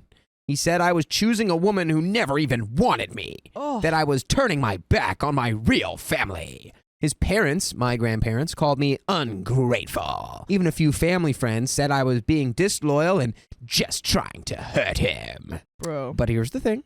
Dana does want me now. She's apologized and made an effort, and she's treating me like a human being. She's the one coming to visit my school competitions and helps me whenever I ask her. My dad hasn't taken a real interest in me in years. She listens. She makes space for me and showed me what it feels like to be safe. So, am I the a-hole for choosing to live with my former stepmom instead of my dad? Not only are you not an a-hole, but your dad is an a-hole. So, Yeah. flip that whole story around. Yeah. Also, you're 14. All these 18. people, 18? 18. What? Yeah, Mind 18. blown. Oh yeah, graduating high school. Before they got married. I see. When OP was 14. Gotcha. Yeah. It's just like you're their kid. They can't be just accusing you of hurting your parents' feelings on purpose. Like, I don't know. That's just so extravagant. And if you're the real family, then maybe you should understand him a little bit, or at least try to. Yeah. So, not the a-hole for surezies. If the whole family's hitting you up, trying to tell you you're bad, just go ahead and be like, hey, so here's what he said about me. Yeah. Well, how do you feel now? Just rat him out. Expose him. How do you feel now? He lied to my stepmom and called me like I don't know. He made up this story about how I'm like a troubled teen. Because that was weird to me, whereas like she walked in, she was acting like I was a danger to her kids. I'm like, what? Yeah, that was weird. And it makes sense now because she's been told that she probably is. Yeah. A part scene 9059 says, turns out my dad had told stepmom a lot of stuff about me when they first got together. Things like I was manipulative, dishonest, moosey, lazy, emotionally unstable. So replying to that part of the story, the thing that I don't get is why did it take her 3 years to figure out this wasn't true when you all lived together? If all those things are lies and she lived with you, wouldn't she notice it's untrue within months? OP replies, throughout most of my high school time, I went to a boarding school. I could have come home at the weekends, but because I did feel unwelcome at home, I stayed there for most of the year. I only came home during the holidays. My senior year, however, I couldn't go back because my father thought the boarding school would only make me entitled, that I would think of myself better than the rest of the family. But that wasn't true at all. How would he even know? My father hasn't taken an interest in me in years. I bet he doesn't even know what sport I like to play or the name of my best friend. He only started to pretend to care when I chose to live with stepmom. Immortally Wounded One says, not the a-hole, he married a woman and immediately turned her against you for absolutely no reason, ensuring that you would have a little to no relationship with the woman he chose to be your stepmother. Get away from him and stay away from him as far as I'm concerned. Judgment, not the a-hole. Update, 4 days later. Should we just make some folks on a trampoline and just jump in? Jump right into it. Update, 4 days later. Hi again. I honestly didn't expect my post to get the attention it did, but thank you to everyone who offered support, advice, or even just validation. Reading your comments helped me feel a little less alone in all of this. I wanted to give an update, especially since some people asked if my dad ever tried to explain himself. He did. After I moved in with my ex-stepmom, things were quiet for a few weeks. Then last week, my dad asked to meet. I agreed. hoping maybe this would be a turning point, that he'd acknowledge the way he treated me and maybe even apologize. But instead, I got a whole different kind of explanation. He told me that he was still in love with my mom, who passed away when I was 10, and that he had never truly moved on. All right, Pops, but who asked about that? Yeah. How is this possibly going to tie into you lying about your daughter? Yeah, it feels like it's on its way to just guilt tripping. It's it's on a direct flight to feel bad for me. Yep. Street. Yep. Feel bad for me town. He's the mayor of Feel Bad for Me Town. He said that after she passed away, he felt like he lost not just his wife, but a piece of himself. He admitted that he married stepmom not out of love, but because he thought building a new family would help him fill the void. But it didn't. And instead, he grew bitter and angry and started taking it out on everyone, on stepmom, on her kids, on me. And then he said something that completely shattered me. He said he never wanted her to bond with me because if she did, it would feel like my mom was being erased. That he couldn't handle the idea of me loving someone else in a mother role. That every time he saw stepmom and I getting along, it felt like I was letting go of my mom and replacing her, which is just not true. I will always love my mom and nothing could ever change that. But I also deserve to have people in my life who care about me now, people who show it. Stepmom has done that. She's trying. And she's here. When I asked him if he realized how much he'd hurt me, how he'd changed from the dad I remembered, he didn't deny it, but he also didn't apologize. He just said he was dealing with his grief the only way he knew how, and that I should respect that. No. No, Just not at because all. you have feelings doesn't mean your behaviors are all excused. Yeah. No, absolutely. Like, as he's saying all these things, it's like, okay, it's the explanation, not the excuse. You can maybe explain these things and be like, I'm sorry, it was the wrong way to deal with this. My bad, dog. I messed that up. But he's not apologizing. He's just saying, like, no, this is what was happening. I'm so sad. So now you need to forgive me. Right. He's saying, I'm the mayor of Feel Bad for Me Town. Yeah. I was feeling bad, so you can't be mad at me for the things that I did. Maybe I shouldn't drag an entire other family into my mess. Yeah. Now that I've realized, hey, this isn't filling the void. This is actually just making me an angry, bitter piece of crap guy. He told me stepmom was taking me away from him and that I had replaced my mom. He said, word for word, you chose her over your real mother's memory. Wow. I walked out. Good for you, OP. A lot of people at 18 wouldn't have the understanding that that's when you do that. Yeah. I don't think I will talk to him again unless he does apologize and changes his ways. I'm still processing all of this, and I'm trying to hold space for the version of my dad who was kind, who tucked me in at night and made me waffles on Saturdays. But I'm also not going to pretend the last few years didn't happen. Grief isn't an excuse for cruelty, and choosing peace and love now isn't a betrayal of the past.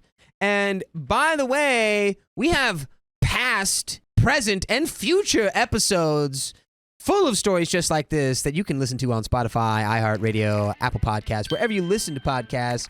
All you got to do is search OK Storytime, and boom, you've got over 2,000 episodes chock full of juicy goodness just like this. That's right. But we do have a little bit of story left. Yes, we do. Like, can I, sympathize with this guy? Yeah. Yeah. Does it excuse all of the mistakes that he's made to the point where he can just go, well, you need to respect that I was going through it when I was doing this? No. Does that train of thought cause me to question all of his motives?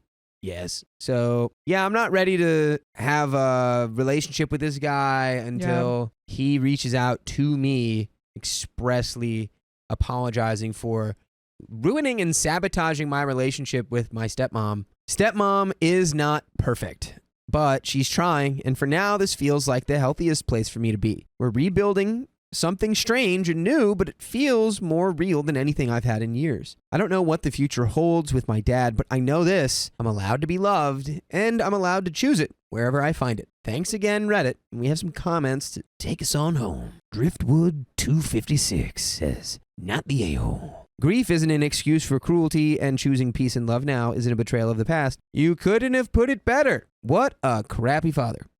Glass Confusion 448 says, there is a really great scene in Clueless where Cher explains about her annoying ex-stepbrother still hanging around and spending time with her father, and her father says, you divorce a spouse, You don't divorce kids. Choosing the parent and home that is best for you in the short and long term. Laughing Dragon 77 says, stepmom didn't replace your mom.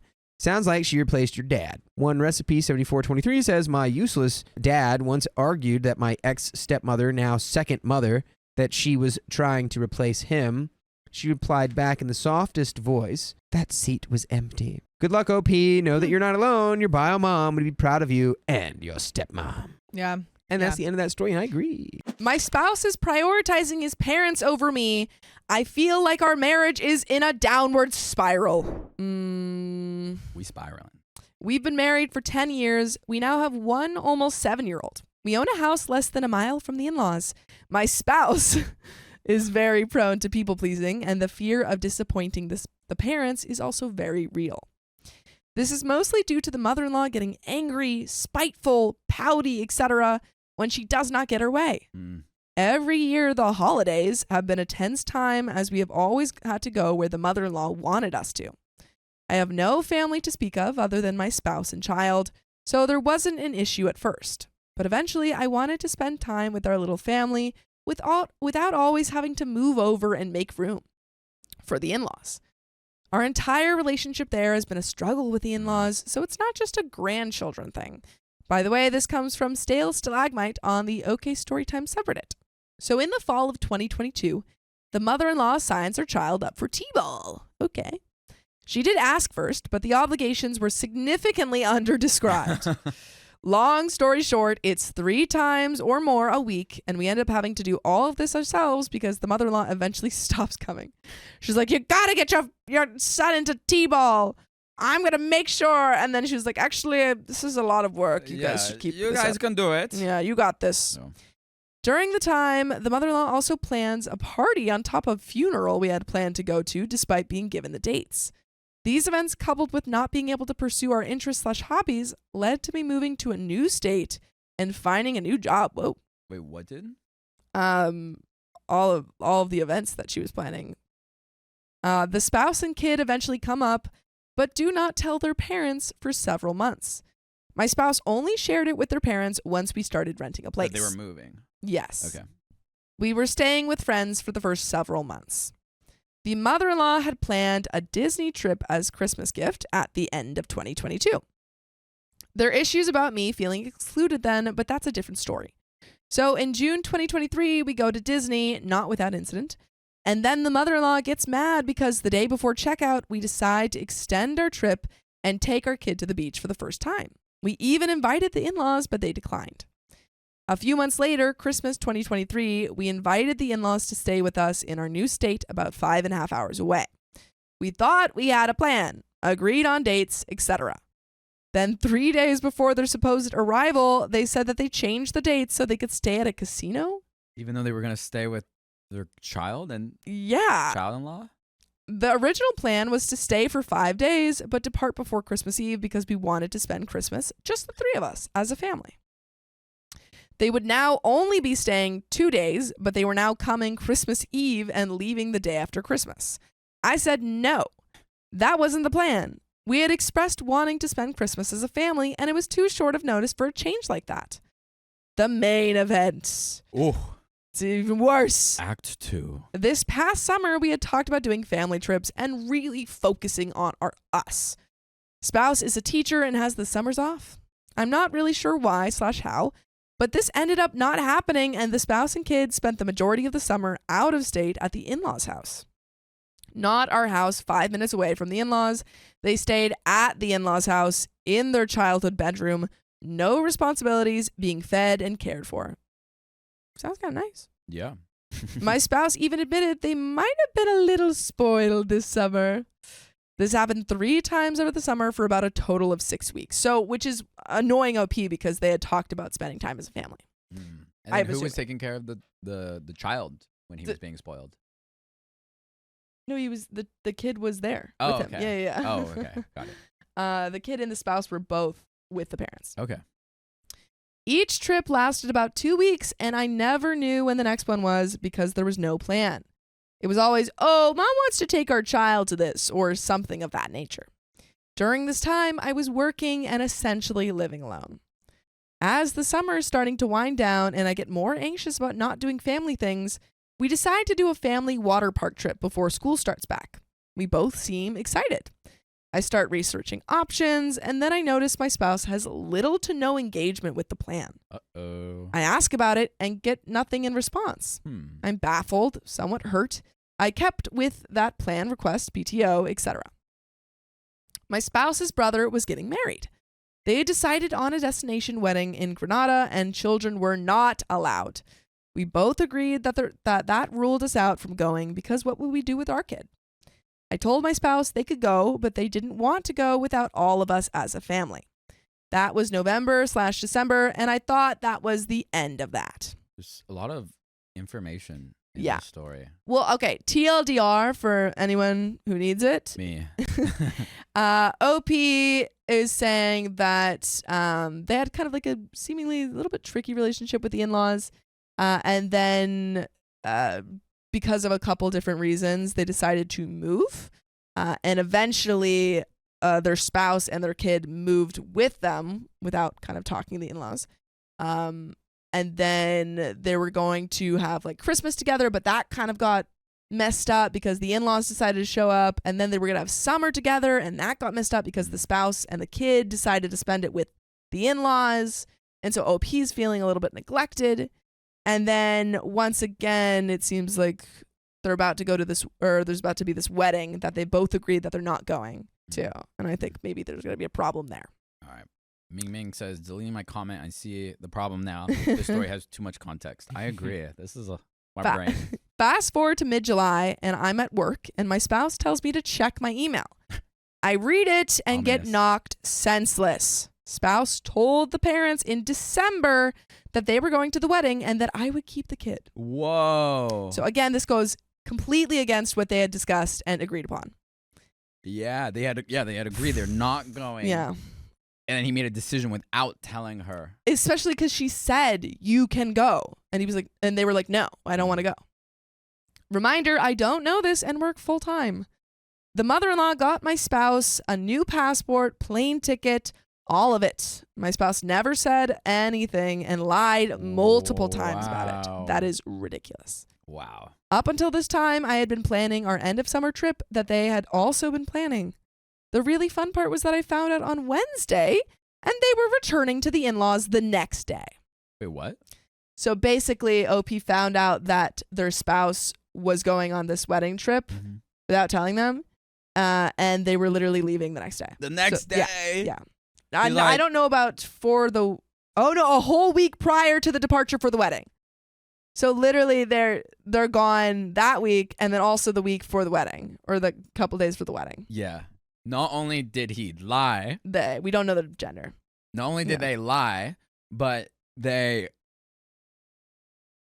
My brain. No, you're good. Not only did they Not lie, only did but they lie. left before they could have a conversation about it. Oh, they left without even That's what saying OP's saying. anything? OP's or like... I thought it was like, hey, by the way, I'm leaving, but like tomorrow. Yeah. Yeah, well, I think that was, which is kind of shocking, especially because OP's whole thing was like, I want to spend time with my partner and my kid, and they keep leaving. Yeah, even if you take out the lying, even if you take out the agreement that was not that, you're still telling your partner about a trip you're going on like the day before. Yeah. Now she has to plan for taking care of a kid, but on her own. It's something you communicate with your partner. Yeah. Point blank, and then you have all this stuff with like lying and just totally backtracking on an agreement. I'm astounded to say the least, but I support them going because it's the spouse's brother. Tickets already bought, etc. The spouse's car overheats as they're getting on the interstate. I go and help get them back on the road. Then their battery dies, so I go jump the 2 times. It was a rough start to say the least. I ask the spouse to fly back early. They say of course, and then fail to do so. This is so frustrating. This is frustrating. I was about to buy the ticket beforehand, and I'm glad I didn't because the in-laws did not want my spouse to leave the wedding early. At some point, my spouse promises me that this was the last thing, and then we would focus on family and do our own thing for the holidays. As to how the trip went, well, let's just say the father-in-law texted me, I hope you can call them down. We can't leave them in Miami. What? I ended up going to meet them when they returned to the in-laws' home state, after which my family all came back to our new house together. I don't fully I understand think what that was like means. they're loving Miami. Yeah. Oh, Like, I you're hope gonna you have to, can like, get them back. Get them back. Yeah. My spouse is back for about 2 weeks before I realized they're stealing ADHD medicine again. Wait, what? This is a side note. What does that even mean? From who are you stealing it from? This has happened several times before, and I've never told my in-laws, despite the issue being very severe at one point. Wait, what? Yes, I realize the whole scenario is severe, and I'm probably wrong for just accepting it and not making a bigger issue out of it. It's easier for me to take responsibility for not keeping my medicine far enough away so it's out of sight and out of mind. So OP's spouse is stealing ADHD medication Yes. from OP. Yes. This seems Wow. like the plot B to the story. My There's spouse way too much plot here. There's so much plot. My spouse never told their parents about this latest occurrence. Now back to the story. That was just a More side note. context. OP was like, side note, my partner is stealing my Adderall. But anywho. Yeah, but anyway, back to the story. But that's not important. Yeah. About a month later, we learn that mother-in-law has planned a reception locally to them. I immediately tell my spouse we can go and that we should try to use some of that time to ready out the house to rent because the house just sits and they never use it when they visit the in-laws anyway because they always stay with the in-laws. The reason for going to this event was supposedly because our child wanted to see the new bride in her dress. Then when I started asking more questions, I was told that, oh, another friend with kids wants to get a babysitter, so we'll do that. I asked, wasn't part of the point in going so that the kid could be there? The answer was maybe, but now we get out fun. So once again, OP was planning this family outing to go to the reception, and the spouse is like, oh, we're not having the kid there. We're going to get a babysitter. Yeah. And just instead of having a conversation, is just deciding everything. Yeah. And that's been the issue The whole time. with this over-contextualized story is that OP's partner is continuously prioritizing their parents and either failing to communicate or lying in their communication. Yes. And also telling big logistical changing things last minute Or not telling OP, them at all. Or not telling them at all. Until it happens. So either a lack of communication or if there's communication, it's very bad communication. Anyway, I keep asking for a plan and details about this event a month away. I'm getting nowhere, so I text the father-in-law what I understand the plan to be for the reception as well as the holidays. I tell father-in-law we are planning to drive down Thursday. They babysit and we pack up the house. Then everyone meets at the reception the next day, Friday, and we drive back the following day on Saturday. That is a lot. If you're packing up a whole house, that is a lot to do. Yeah. The father-in-law says, well, we were hoping you would stay to Saturday so we can do something with our child and take with the grandchild and take the spouse to a birthday dinner Saturday night. Of note, my spouse's birthday was September 1st. This event occurs about a month and a half after that. Plus, we'll be back in town for Thanksgiving. I didn't respond and supposed to get a final answer on going today from my spouse. As of now, I'm waiting to be told if we're going to the reception. I'm losing sleep, being crippled with anxiety, and fearing what the remainder of this year looks like. My spouse has promised me that after the wedding, there would be no more things and we'll get to focus on us. That has been promised multiple times, it seems like. Well, it's also because at the beginning of the story, and there's more, but at the beginning of the story, OP mentioned how all these events kind of caused them to want to move away. Yeah. And I was like, I don't know, like that didn't really make sense to me. But after reading it, I get it. Yeah. Because no one is looping in OP. And OP's like, I just need to take a step out of this. Yeah. OP is consistently being Left out, intentionally yeah. left out. We had discussed / planned to take a trip at Christmas. The problem there is they haven't mentioned any ideas, don't react when I make suggestions, and aren't helping plan anything for Christmas. I'm dreadfully afraid that this will go the same way that my end of summer trip went. Nothing will be planned, and we will ultimately be guilted into going to the in-laws for Christmas. Hasn't there already been a Christmas in the story? I do believe that they maybe were talking about the future Christmas, and I misunderstood. Okay. Yeah. So I don't think that happened, but they had planned. Yeah, so I think that the plan that they had mentioned was saying, originally it was OP and the family were going to hang out for Christmas, and the in-laws were going to come before. But now it seems like they're saying, oh, we want to hang out on Christmas. Got it. Yeah. I think therapy would be beneficial for all parties, solo or group. I enjoy therapy and its benefits. That said, you can't make anyone go who doesn't want to. This constant, silent strain from the in-laws is destroying our marriage. My spouse and their parents are terrible at communicating. Very clear. That's so clear. And they're even worse with boundaries. Yeah. My spouse is so fearful of their mother and upsetting her that they willingly sacrifice their likes and desires as well as our joint ones for our family. I have expressed for years now that I feel second best to my spouse's parents. They always seem to get what they want, despite my spouse and I agreeing that it's not what we want. But you know what we want? For you to join us live every weekday at 3 p.m. PST on YouTube, Facebook, and TikTok. Just tap our profile. And there is a little bit left, but do you have any final thoughts on this story? Yes. Yes. You don't need to go to therapy with the parents. Tom, yeah. They're not putting a strain on the relationship.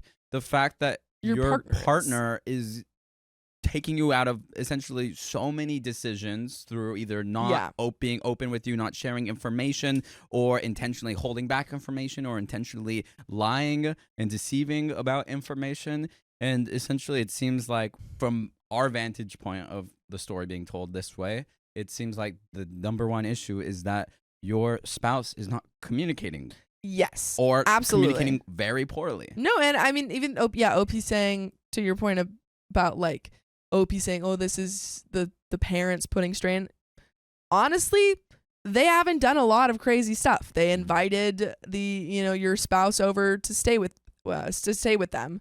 In which case, your spouse could have said, no, I can't do that. I have this plans. Like, these are all things that your spouse could have just said, no, I can't do that, but didn't. And so, I think it's definitely your spouse is not setting those boundaries and is not communicating with you.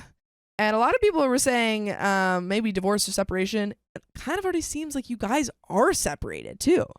Well, it's just like the parents would honestly be a slight annoyance if you guys were a team. Yes, but you're not a team. Because like the parents have no really control over these things, but the fact that the spouse is giving control over to them is why they're having so much influence on the relationship. Exactly. And if this is going to work out, like, you guys need to identify as a team. Yeah. And I think they need going to into advice giving keep mode, their promises. Yeah. I think going into advice giving mode, what seems like needs to happen is OP would have to put a line down and saying like, hey, this, and this, like the time you lied to me, the time you withhold that information, and the pattern of this is like not okay with me. Yes. If we want to have a healthy relationship, I need you to communicate in this way, and this way, and create explicit agreements around that. Yes. Because a relationship without any agreements is no relationship at all. Agreed. And also maybe talk to them about the ADHD meds. That seems like seems not good. The fact that your partner's stealing your medication is also a really big thing to talk about as well. I'm at a loss as to what to do from here. I'm not sure if I should have a one-on-one with the in-laws, a heart-to-heart with the father-in-law. I don't like ultimatums and don't even know what it would be, but maybe it's time to give one to my spouse. I just don't know how to stop the in-laws from slightly terrorizing our family with their wishes. And at this point, it's causing a serious strain on my health and our marriage's health. That is the end of the episode. So if you love us, make sure to subscribe. We love you. And see you tomorrow.